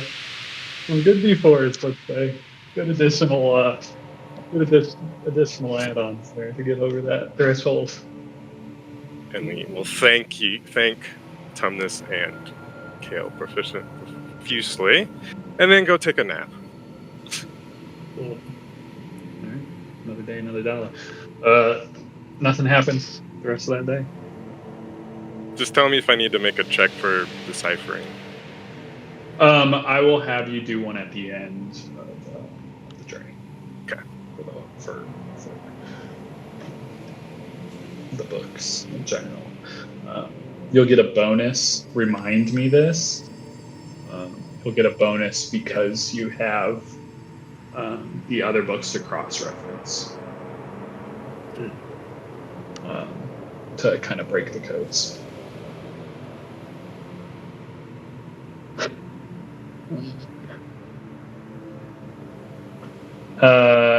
Do you want to scry at all any of these days? Yeah, I'll try that again. Who you want, or both? Same. Well, for meta reasons, I'm not going to bother with Salic if it's a plus 10. Then at advantage. Very strong. Yeah. So, ow, once more. Advantage Yeah. plus. Because he would have Save. plus Salic just for 15. Zagalik has plus 15. Yeah.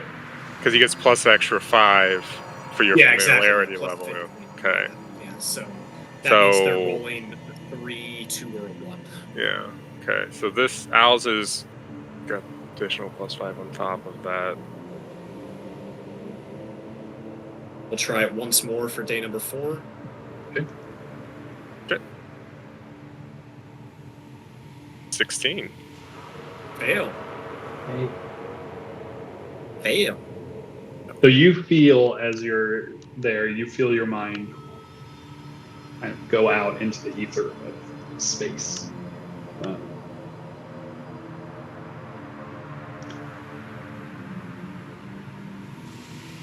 And then, give me a second.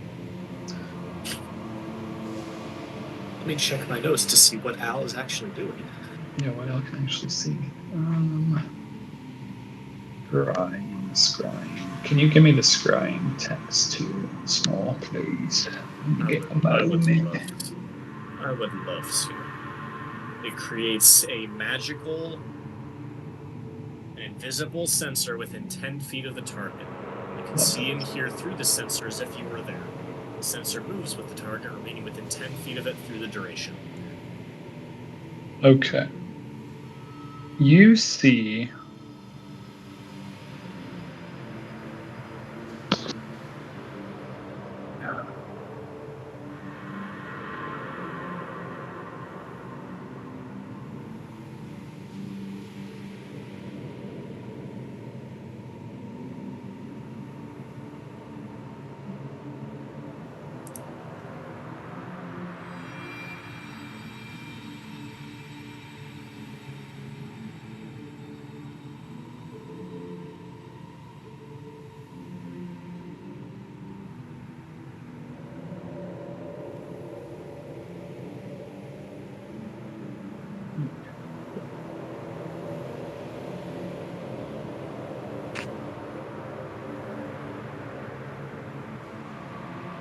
You see a circular chamber.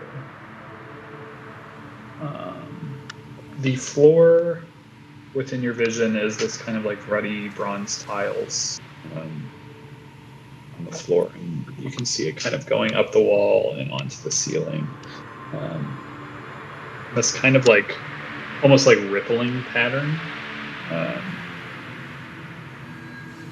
There is the center of this kind of circular room. There's this sunken section of floor that has like a bench, a table.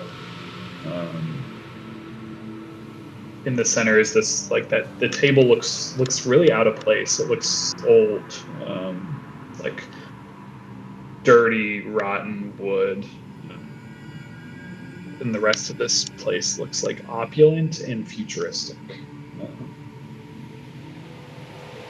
There are a few bronze doorways that you can kind of make out at the edges of your vision that probably go off somewhere else. What is kind of most demanding is where you find this figure, this owl. In between two of the doorways, like on the edge of this kind of like circular chamber against the wall, is this big 12-foot tall red crystal. And floating in its center is owl.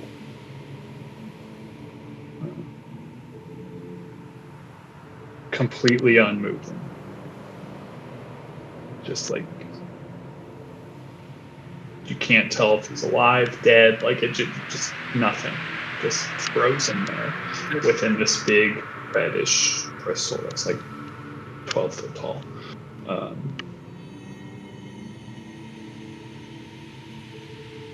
As you're just kind of like watching and listening, you don't hear anything. And then you start to hear footsteps, maybe after a few minutes, just kind of like trying to like glean anything from this space. And kind of just pacing through the room is this like hulking figure. It's nearly 10 foot tall,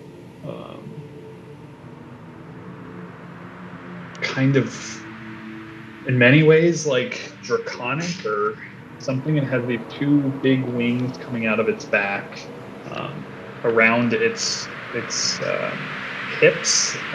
It has these leathers that are hanging to what looks like some kind of blades hanging there.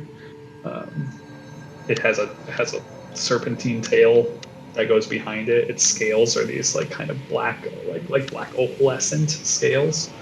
They kind of shimmer all these like colors of rainbows, but mostly black.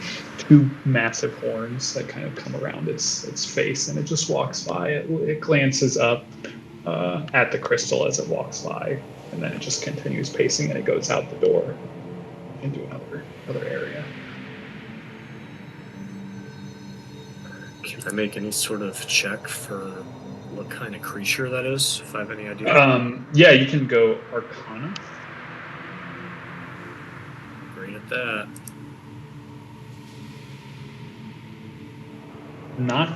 Not sure. You've never seen something like that. Okay. Cool. Can you describe it to me? Sure, I will try to describe it to Emmy. Yeah, I mean, as you're describing it to Emmy,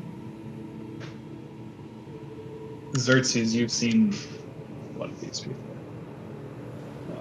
Xerxes would immediately recognize your description as a primordial, as he knows them. He fought them in an incursion in his home. That's not good. It's great. It's what the people want. As not being someone from the Vale and Laurel, what does Emmy know anything about the primordials from her time in the Astral Sea? I don't know if she's run into any, but she might have heard. Yeah, roll Arcana.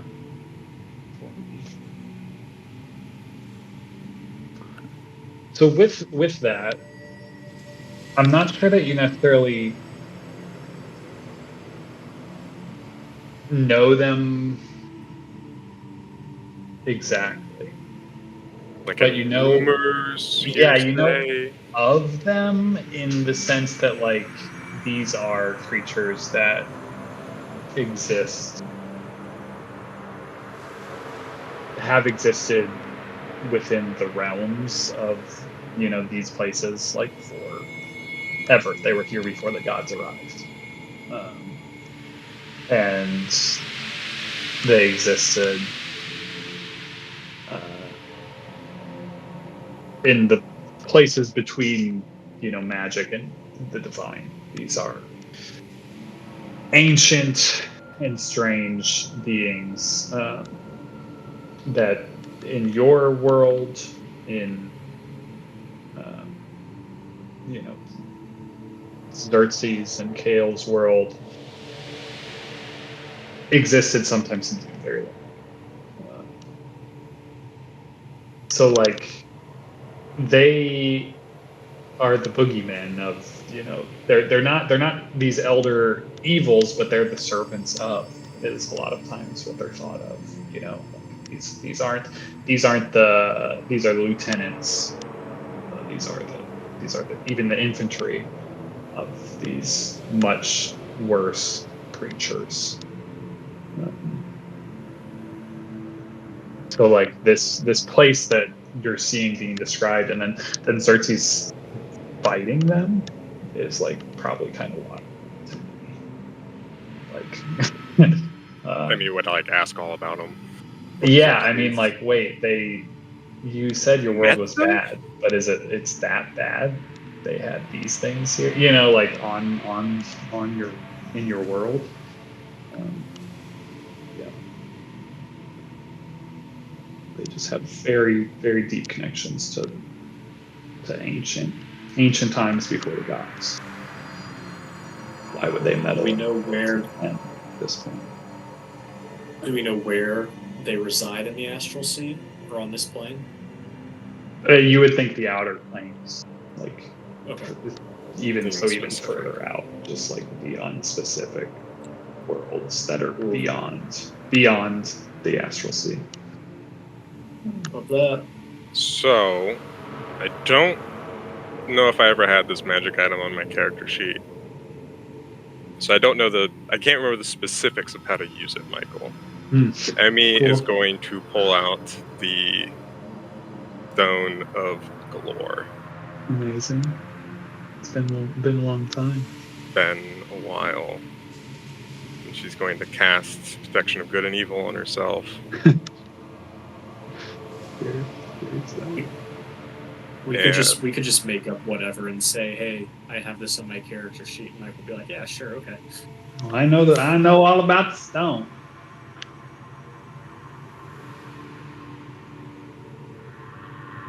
Yeah, you may need to remind me the specific text of it. Yeah, I don't remember exactly how jumped. I know we could ask it questions. You can. That's good questions. Could I ask it multiple questions, or was it just one? I think you get 3. Great.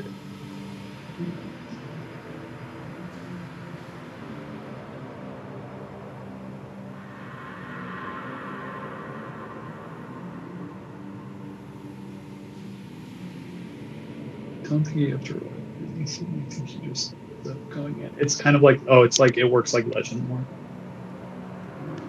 Essentially.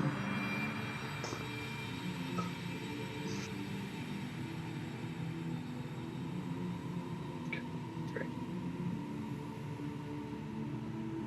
So Emmy pulls out this stone. It is. Did we just Got lose, that. Preston? We did. Okay. It fits in your fist. It's kind of like an elongated. That is egg. huge. What the fuck did I just paste? The longest. Oh my gosh. Oh, that was long. That's not even clickable, is it? Nope. No. No. And there's no world where I'm copying and pasting. No, I do not expect that. I wish I could delete that. Just look up Stone of Galore. You'll see an image. Very cool. It's very cool. Let me see. That's how you spell it.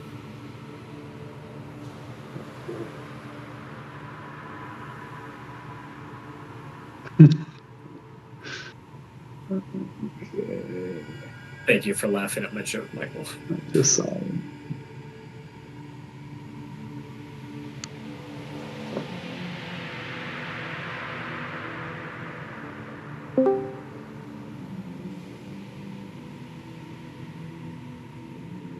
Come back, Preston. Returns.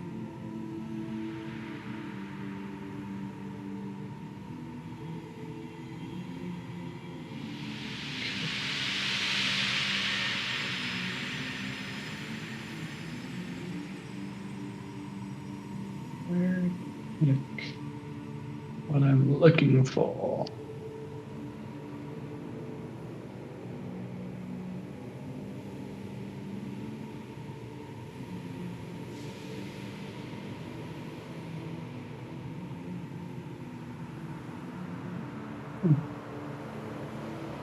That's my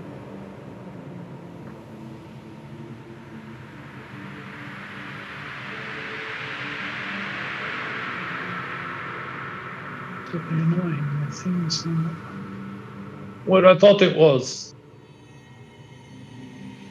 Technical difficulties this week already.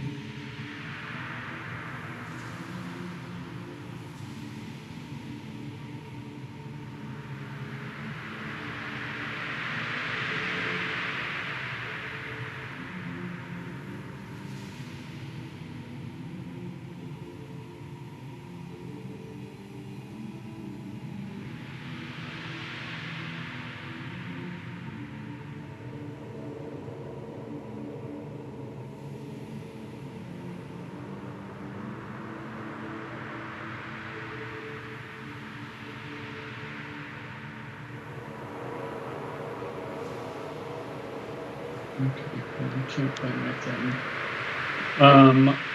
Emmy, you are transported, as you have been many times before. For the rest of you, no time seems to really, pass between the moment Emmy is communing, I guess you can say, with the stone and the moment she's back. But for her, it feels like minutes, hours. It's hard to tell. But you find yourself kind of floating in this dark space, in this briny pool of salt water.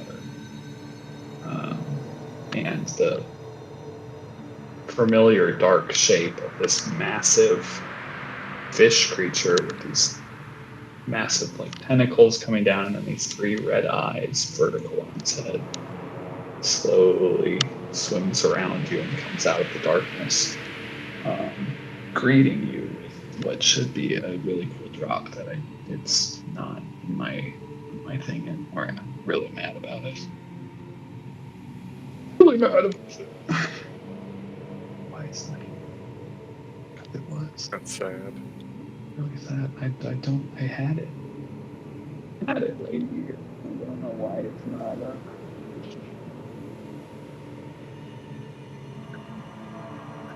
No, Will might riot. I know. Will's gonna be so mad. He's gonna leave. Oh,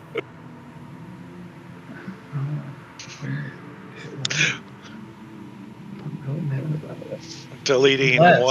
one random video for every 5 minutes that the people don't get what they want. Seems really fair. The fans demand it. The fans really, they need it. I'm checking one last place that I think it could be before I give up. If not, the stone will come up again. Yeah, I'm sure. But I am crazy.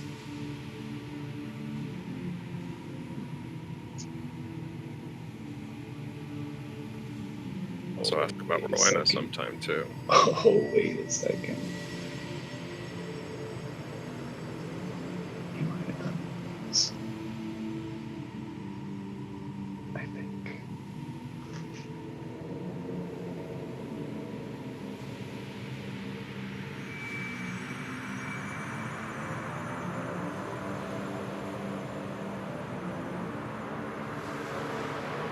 Oh boy.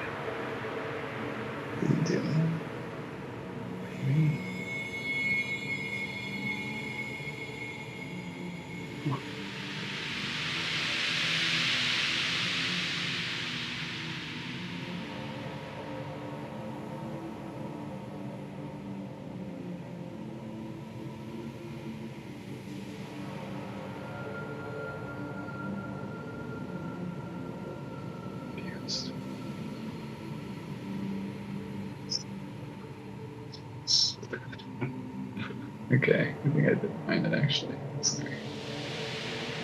Totally gonna be worth all this hype at this point.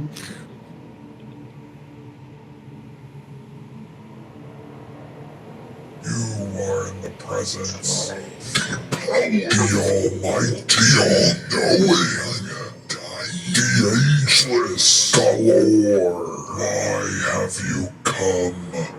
Back. Why, hello there, old friend. That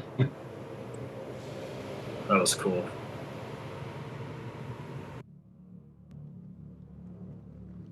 Yeah, that's what you're. Didn't get to see. If we had played more Waterdeep, you would have heard that, Marshall, at some point.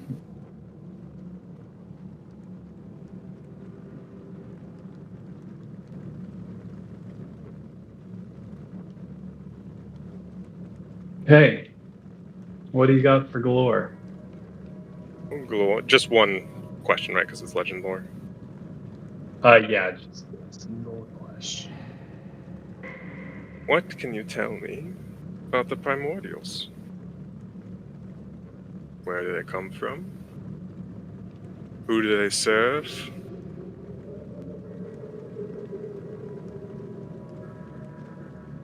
What are they trying to do?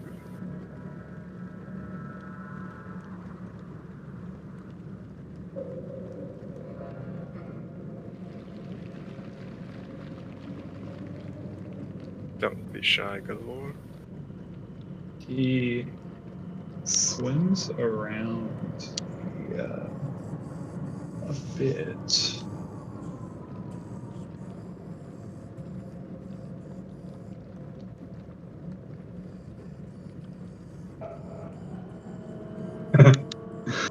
Cotton gel plants.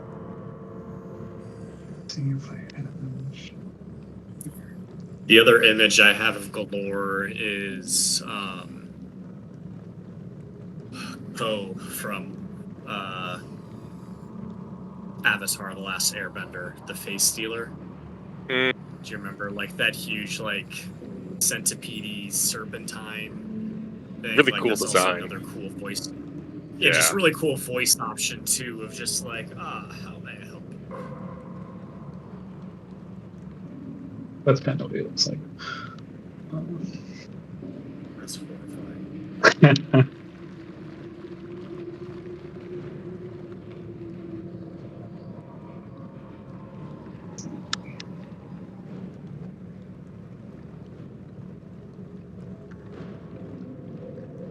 Seeing if I have an actual answer that fits.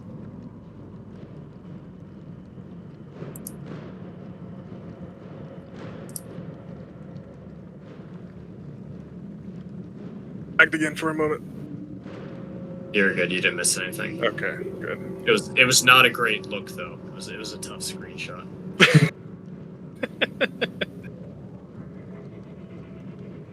Glad I could help you. I didn't screenshot. I'm just saying it was not a great thumbnail. That's the word. Not a great look.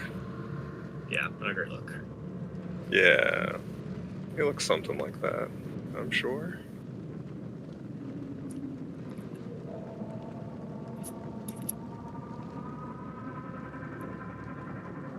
Could fit right in the Subnautica.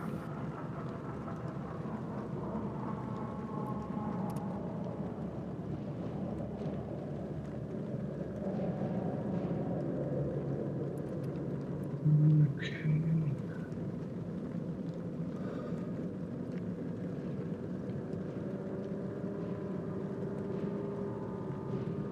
All right. So Galore.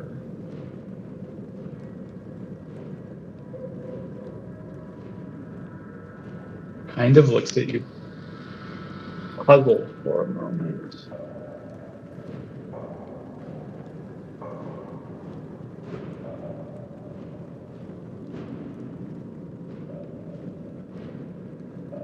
And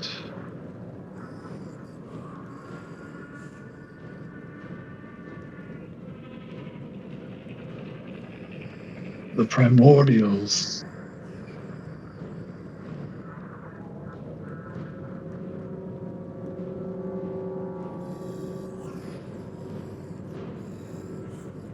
Why do you ask about the primordials? Quick side note, Michael. Galore ever asked a question back? Okay, you burned your question. Can't ask any more. He has never asked a question back to you until right now. The D&D movie a little bit. Yeah, with those talk to the dead. Speak with Dead. exactly. Yeah, that was great. Loved it in the movie.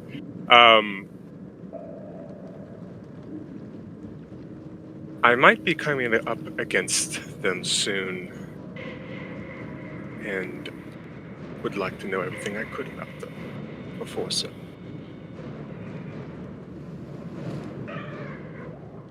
Kind of swims around again.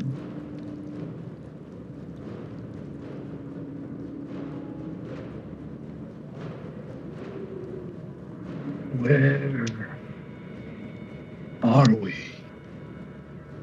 Emmy? You can't tell where we are? Honest question, actually. In this vast sea, this endless sea. Where are we? It's almost like more serious. My insight, Yeah, if this is you can certainly try. nefarious at all, 20?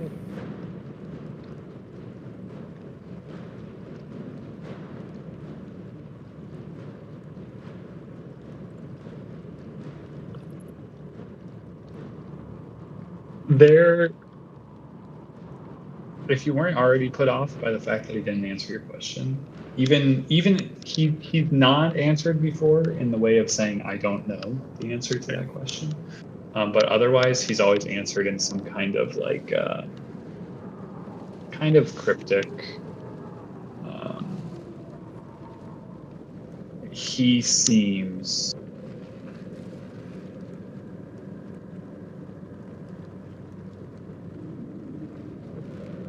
it's hard for you to tell whether there is he seems nervous, Oh.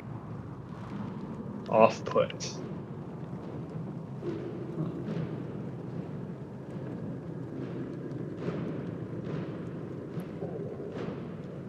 Sorry, remind me again, what was the last thing you said? Where are we? Where are we? We're in the Astral Sea.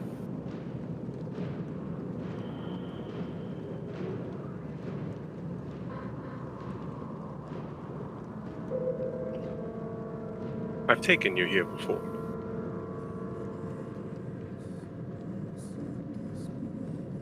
Where are we going? You say you need to know about the primordials because you'll be seeing them. Potentially fighting them. You're scared of God.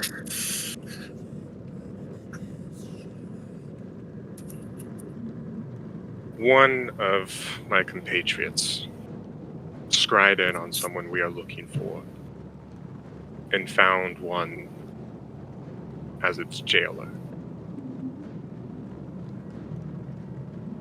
Or saw one as its jailer.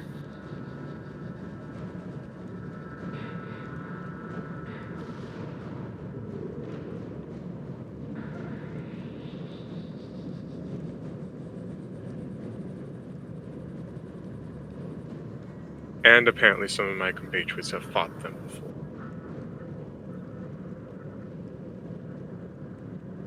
Swims around a bit.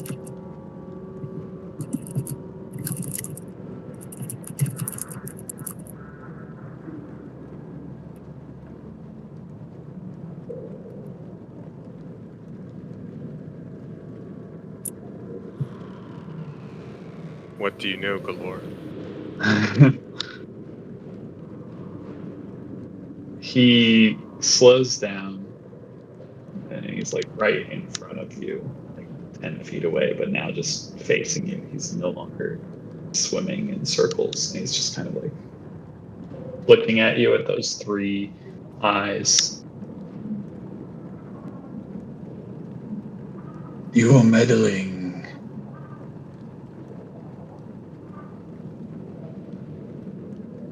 In things beyond the realms of men. Well, that's par for course.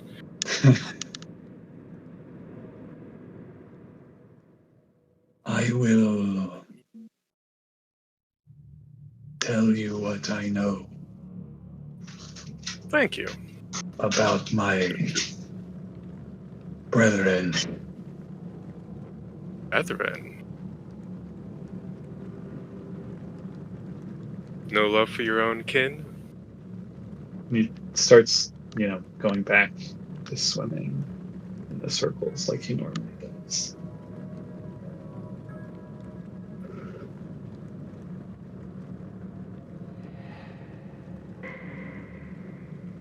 And you start to hear the voices. Like when he speaks, there's all these different voices talking. But they just all start to overwhelm. And you almost feel like you're getting this download. Torrent of information. Torrent, yeah, of way more information than you've ever gotten from him. Roll one more. Roll one more insight check. Insight? Yeah.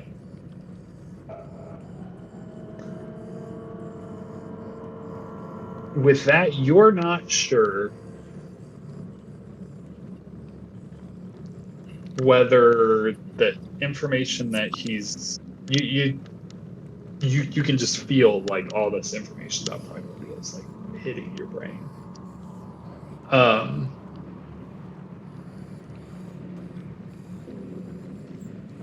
Is he acting this way because he is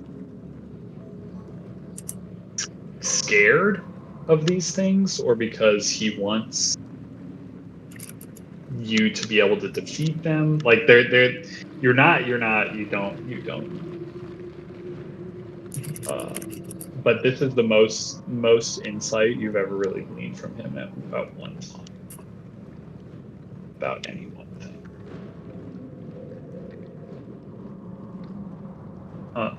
And as this torrent of information kind of hits you, you feel this swirling vortex of the salty, briny, whatever ocean that you are in, and it slowly starts to fade away and just turn to darkness. And the 1 or 2 seconds that have passed, Emmy coughs up salt water, just standing there holding the stone. And Emmy, you're back. I'm gonna need a moment to process all of this, guys. That was unusual, even for this. I'm gonna go lay down. Or write all this down.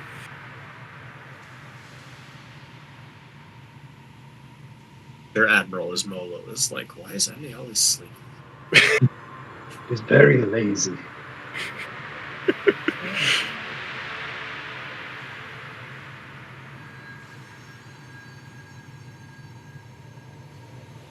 You can, if it's a lot of stuff, Michael, you can send that to me later. It is going. Just pop that up.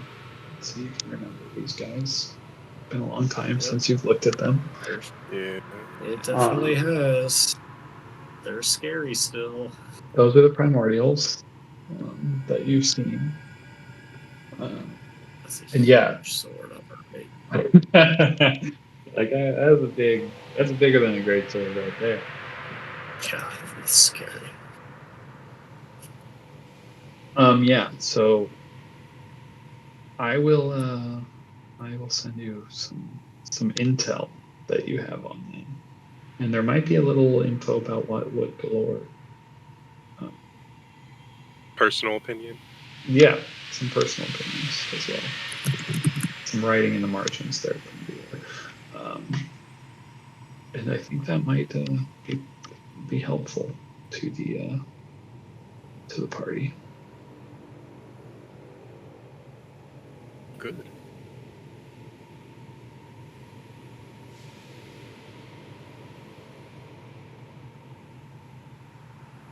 It's nice when you can talk to an ancient primordial being.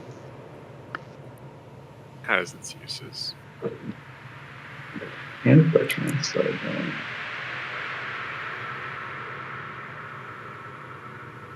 okay. Anything else that anyone wants to do over the course of the trip before arriving at the site of a busted up neighborhood?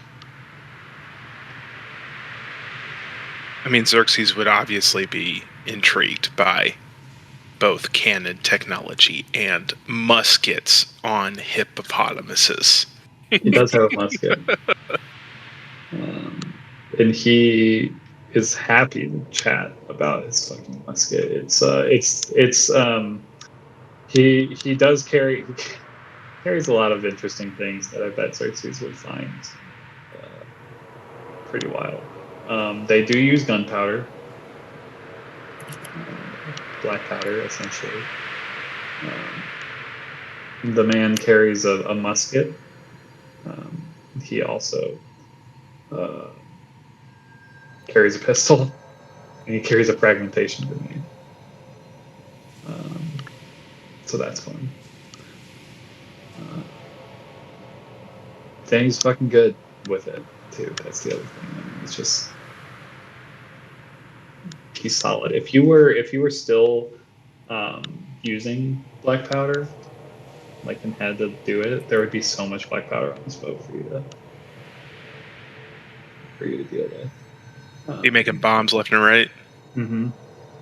Yeah, bombs and just like, oh, I'll never have to worry about black powder again. But yeah, the cannon is also very cool. And on the map, you can actually see like these. Those are the cannonballs. What those are? Mm-hmm. That's what I thought. Those are the cannonball charges. They. Let me show you. It's a very phallic ship, by the way. We haven't talked about that. It is. I mean, a lot of guns are phallic in nature. Yeah, but this is more Particularly. Than yeah. How does he load them into the thing? So yeah, Massive. that's a whole. That's literally a whole thing with this one. You need 4 crew members to deal with the cannon at once. It takes 3 actions to load the cannons and 1 action to fire it. And you have to be facing where you want to fire it naturally. It deals. It has 600 feet of range without disadvantage, 2,400 with disadvantage. It deals 16d10 bludgeoning. Jeez. Yeah, pretty great. The ship has an armor class of 15 and the 300 hit points and a damage threshold of 20, which means if you don't deal 20 points of damage to it, you don't deal any damage to it. You have to deal above 20 to hurt the ship. And then it has the ballista, which are like more normal, not actually gunpowder variants. But they are like 1 action to load, 1 action to aim, 1 action to fire. They do 3d10 damage. It's a pretty fearsome ship, this one. And if you're wondering, they have no official 5th edition rules for ship-to-ship combat. Fantastic. Even though they came out with an entire book about the Astral Sea and included these diagrams, there's no official rules for ship-to-ship combat. Wizards of the Coast doing it again. Fucking so stupid. I found the ship rules in Ghost of Saltmore is pretty bare too.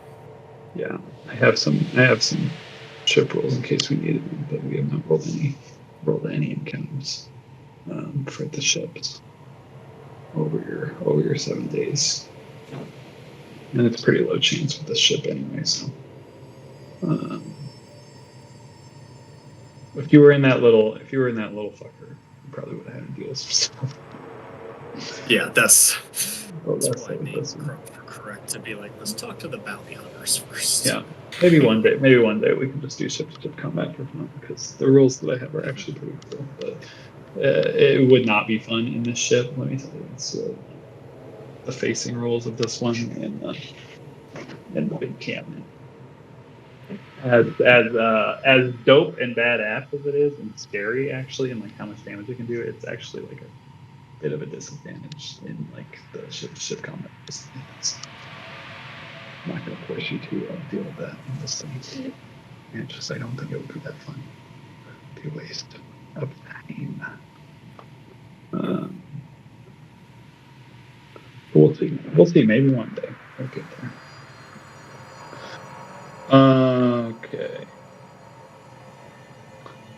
But yeah, I mean, the cannon and everything would absolutely be fast Xerxes. But I think he would also find that, like, as interesting as it is, it's pretty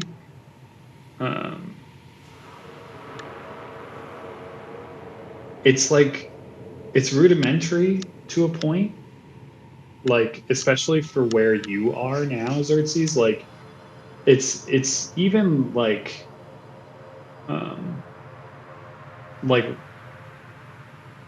it's your original weapon, probably the first one that you ever made, was the same idea as this, like propelling a projectile with black powder only.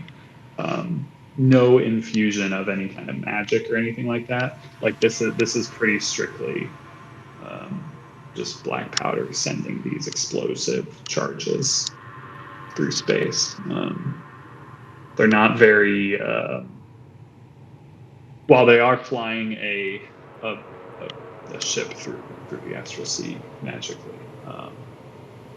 It's not there's not a lot of magic or anything like that going on here. Fairly simple. Explosion, projectile, followed by explosion.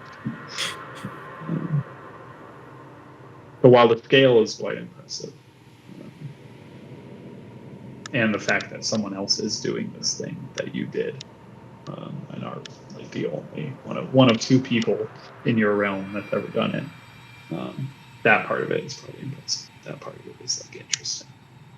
He would ask, like, if he knew who invented it, and basically what he's trying to get at is like, did Veldon invent this and bring it to the sea, or did he come and kind of just steal it from somebody else in the sea?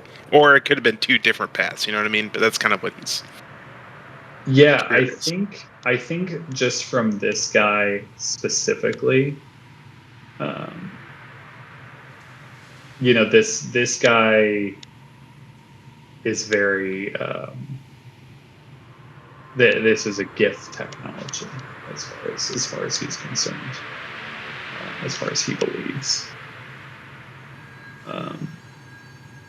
But the similarities are definitely there, you know.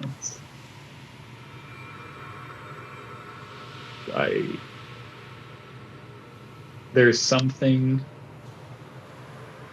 Roll a just intelligence check. Straight up intelligence.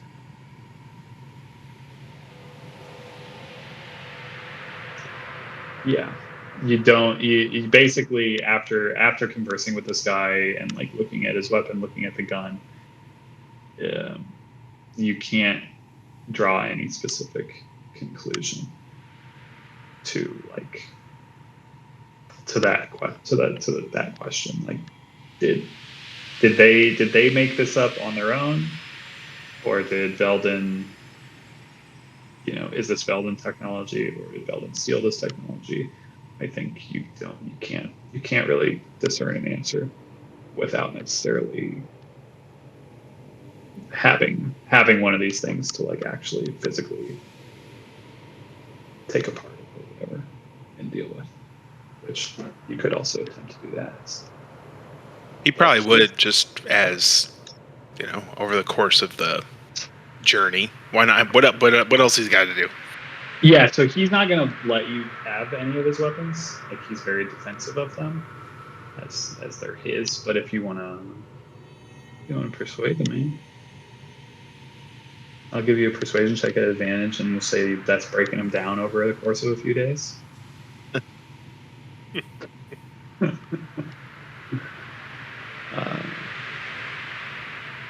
DC 15. All right.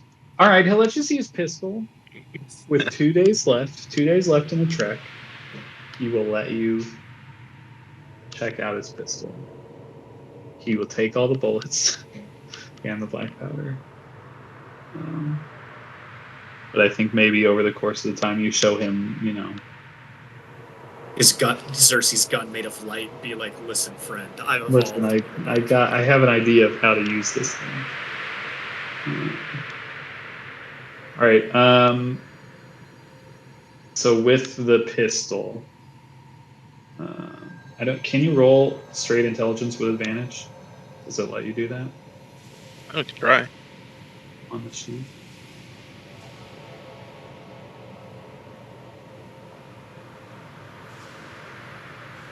Okay. With the pistol, you spend some time with it. You take it apart. You put it back together. You take it apart. Put it back together. Do all the things. And there is something very specific about this thing. And when looking at it, you didn't notice any arcane nature, anything like that. But Veldin had a calling card, like a mark that he always used, and that whether you were like conscious of it or not, it maybe you just thought it was like part of his design, like part of his initial design of these things. So you seek that out in this gun. See if there's anything like that. See if there's anything that resembles that. Taking this thing apart, maybe a little more than you should, since like it's not yours, but you're like, well, I'll put it back together. I'll figure it out. And there is that same calling card or mark. That same very specific mechanism that you've only ever seen Veldin. And then there's a part of you that is reminded of what you had uncovered a very long time ago. Within the arcane core of the broken ship. The broken sky ship. The small little metal ball. Snitch. I don't know where it is right now. In a bag somewhere. With Steven's bag of with Steven. Unless Xerxes specifically wanted it. I mean, it is on my character sheet still. The snitch. There you go. He's got it then. Oh wow. There is something that triggers in your mind after seeing this gun, after seeing that makes you think about that thing. in like some of the like designs in the metal of it. That's just like connected somehow. I didn't know if we would ever move on this road, but here we are again.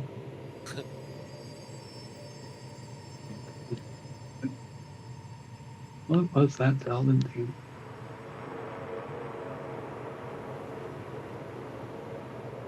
Interesting.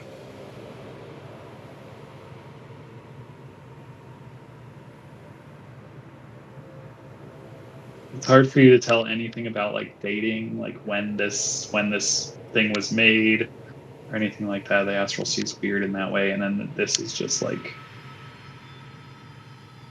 it doesn't seem like an old weapon necessarily. When it was like physically built, but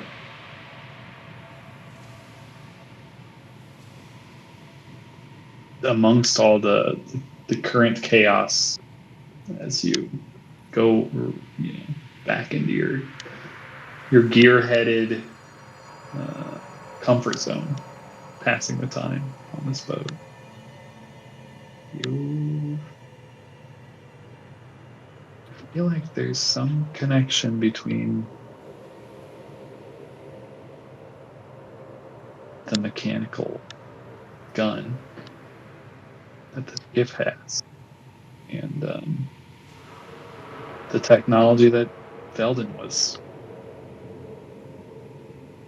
messing with, creating, and that arcane core of that airship that you had never really seen before.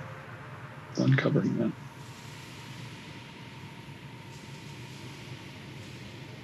Well, this would be a great thing to share with any of his companions that were alive. If only you had a way to That mayor. talk to any of them. But hey, you know what? Maybe Anna and Sarah. Actually, he does actually, but it was meant to be saved for, later. Steven, you'll never guess. Yeah. Oh, you're ready to be picked up? No. Oh no, it's not even that. Oh wait, shit. The cell phone only worked once? Whoops. My bad. Very neat. Very cool. Very chill. I would say not that chill at all. Okay.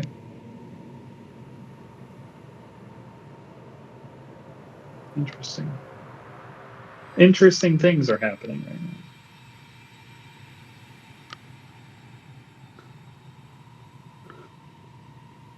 Anything else before arrival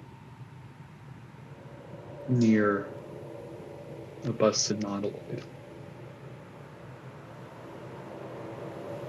Just my decipher check of the 3 books at the end. Yeah, so basically where we'll start next week is a fresh day where you all will be basically arriving at the area of space, whatever space, the astral sea is so weird, where this busted nautiloid is said to be, where he thinks it is, and hunting a creature that he is bounty hunting, essentially. After which he says he will bring you to Tuna Raft. He'll bring you to the Tuna Raft. Love that. And I think some of the stuff that you probably talk about with him, especially after kind of Xerxes kind of really like bonds with him enough to borrow his pistol. He will maybe try and ask a little bit more about why you want to go to Tunerath, and whether or not you're like super upfront with him. He would tell you that he's been there before, a few times, and that I think he already told you that he hates the Gith, but that he knows a bit about the City of the Dead, and he knows a few places that are safe or relatively safe for those that are not noseless yellow aliens. Which we could all look like that. Yeah. So that's kind of a thing. If you're, he has some areas of the city that he'd be willing to like take you to, drop you essentially at, so that you would be in better company. I guess it's not. He won't say it's safe, but it's better. There's not a lot of He'll grease in those areas. Yeah. He'll grease the skids as much as he can for us. Yeah. That's of course if you fulfill your end of the deal. Yeah. But he can get you somewhere safe-ish, somewhere there's not a lot of Gith, which is actually there's a place in the city that Gith don't go. So we're not. Xerxes not would very- he would want, in repayment for letting him mess with his gun. He would, if there, depending on how much time, whatever, he would try to upgrade his pistol in some way, whether that's upgrading the mag capacity, making it more efficient with its gunpowder, giving him a silencer, like whatever he has time for. And that the guy would want, he would do that for him. So sorry if we end up fighting that guy later, guys, but Hopefully we won't have to because we're friends with him. Exactly. Good call. you it. never know. It's a bounty hunter guy, Not a bad friend to have, especially. Yeah, but he has his own could ship. he could be afraid that we're going to take his bounty and he's going to double cross us and kill us. Maybe. That's why you're making friends with him. Yeah, so that doesn't happen. You want to upgrade his pistol or his musket? He only gave him his pistol, so that's the only thing available. I'll give you the option, and then the. What do you want to do to it? Do you want to make it more accurate? Do you want to make it more deadly? Or do you want to make it have a better range? I think the bounty hunter would want it to be more deadly. Like that. Roll a good old tinker check. You love a tinker check. We'll do stair steps of success here. Oh my word! Great. You did make him more deadly.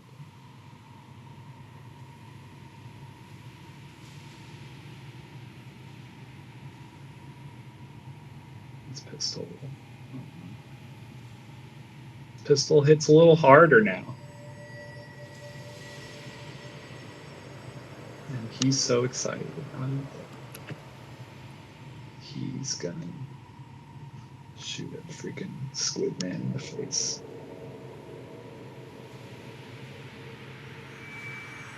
Good. Save this kill.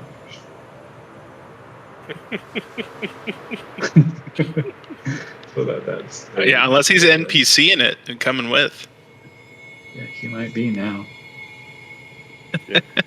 He's definitely closer to doing it. He sounds intrigued in what we got going on. Yeah, he has been. All right, great. No, the reason he was asking about ways to trap is not that, we don't have capable casters to do that, but I know. yeah, some kind of technology of planar anchoring would See, if he be had anything extremely helpful. There would be. if the gift liked magic, but he's not a big magic guy. There's something going on with him. Oh, Emmy, I'll give you another perception check just over the course of time, just to kind of see if you can see if you can see what's going on with this guy. The GIF? Mm-hmm. Perception, not insight? Perception based on the just perception. I'll tell you in a second if you get it. 20. 20 is good enough. Just with your knowledge of the items that can like stop someone from being able to read someone's mind. Yeah. I think every time you probably interact with him, you just kind of give this guy a look over the course of the 7 days or so, and there is one day where you're able to kind of like pinpoint that something about one of his ring fingers like is just sitting weird, like the skin, the fold of like skin or something. There's an invisible ring. See, like the slight impression of the ring. Yeah, or just like the blur of whatever, because you just Yeah. you know where to look for these things. I guess she could have like walked around with detect magic. Yeah, detect magic, whatever it may be. But yeah, he does. He is wearing a ring, a ring of a pretty common invisible ring that blocks the that Would type you of thing. Would you know what that ring is? Ring of mind shielding. Right.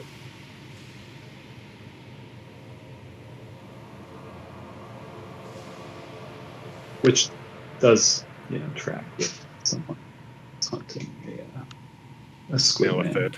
Yeah. As soon as he said that, she kind of things kind of Nah. made sense. Math checks out there. Yeah. Yeah.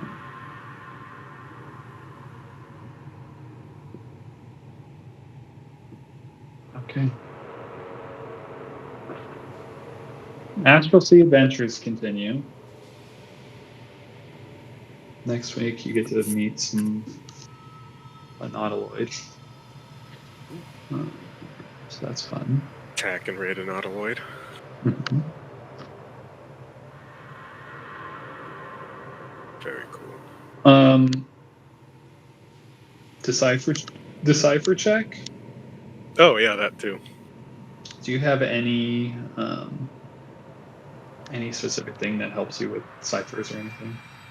I mean, mechanically, not I know specifically. Emmy does, like lore wise. I just wasn't sure if you had. Yeah, because the only thing close mechanically is she has the linguist feat. Okay. So she can make her own cipher, but it doesn't give her any benefit in deciphering other things for some reason. Advantage, and I think just straight intelligence. Straight intelligence? Mm-hmm. And was there an extra bonus, Michael? I can't remember. I can guidance myself. I'd say you can't guidance it just because this is like a over the course of time roll, rather than like once. This is like the course of 7 days or whatever of like ciphering this stuff. But then so you'll get what's your bonus already with intelligence? It's just a +5. Okay, so you'll get a +3 for having all three onto that, so +8, and then add advantage because you're cipher. +3 on this, so 23. Awesome. Noted. You make good headway in the code. It's not fully broken, but you're breaking bits and pieces of it using like the $3, and so it is breakable. Like you're to the point where it is like it's not going to hold. It just takes time. Exactly. Yeah. It's not easy by any means, but you're getting there, and that is encouraging for something that had such a blockage Yeah, to even enter the cipher game. that we had to stack all the buffs. Yeah, big password to get to this point. Big dangerous password. Okay. All right, so I owe you some primordial knowledge. One fat package on primordial knowledge. One fat package on primordial knowledge. Great.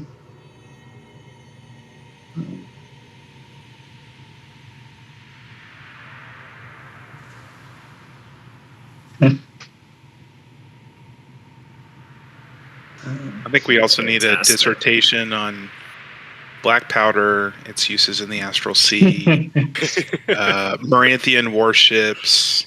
It's funny. No one else uses black powder in the actual sea, which is it's just a gift. Is that like a species thing that they're like anti-magic or like a race thing? Yeah, they don't like it. I think it's like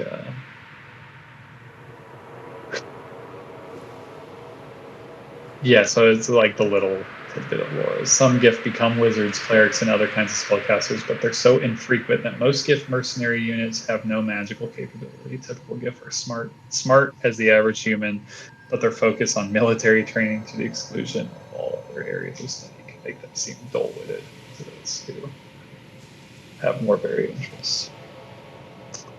Yeah, they're like super militaristic society, but there are a lot of mercs, and it's interesting. They're not a part of the Burning War, so they're good. But guns, there's something there. Something there. Something there. I'm glad we're still digging at Xerxes gun back because really just shows that there's other untapped things that exist out there too. There's like so many. There's so many little random storylines that still exist. I had completely forgotten about that ship we found in Little Snitch.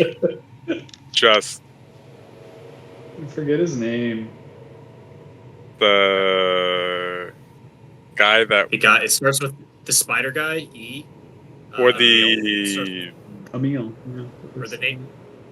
or because there was another guy we had with us. Yeah, where The is snitch that has a thing? name. Colt, Yeah. Colt, the tattoo guy. Yeah, Colt was cool. there. Yes, that's right. Yeah, Colt was there. Because he was the one that wanted to get to the ship, right? Yeah, he's flown. Well, he says he can fly it, but he's flown it on before. And then the Dragonborn guy knows about Maranthian stuff too. Yeah, where did that go? That was in here somewhere. I wonder if it's in someone's. Yeah, it's under NPC. Folder. Unit 116. Ah, there he is. VCA 028 Flight V4. Yeah. There he is.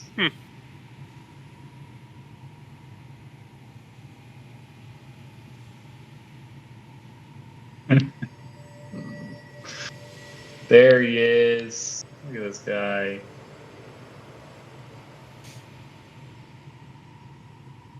So cute. Oh, Veldon's in here too. That's all my Velden lore I wrote 2.5 years ago. I think he only shows up on yours. Yeah. I don't see him in there. That's true. As well as copy of Very Sara Killjewels. Like Just the copy of her is there. Yeah, I don't know why there's a copy. Interesting. Is that more lore? That there's a copy. So yeah, is somebody cloning people? Oh, that's arm chopped off version without a new arm. Oh. Maybe that's it. Maybe I had Are to those copy your it. two hobbits? Yeah, Dervis I and Yeah. Dervis and Ismail. There they are. Oh my god. I still think the Lady of the Hollow is very badass looking. She is with the golden Agreed. scar. Mm-hmm. Nah. It's super cool. Look at all these people. Oh, the dwarves are in mine. I don't know if they're in yours, but Nope. Was Dervis one of the halflings? yeah. See Dervis Dervis and and Ismail. Ismail. Dervis and Ismail. Those were the two halflings. I don't even remember Captain Grimjaw. Did we ever see her? I don't think so. You saw her once. She At the was wall. captain of Fort Phoenix. She was at the wall when you guys went over.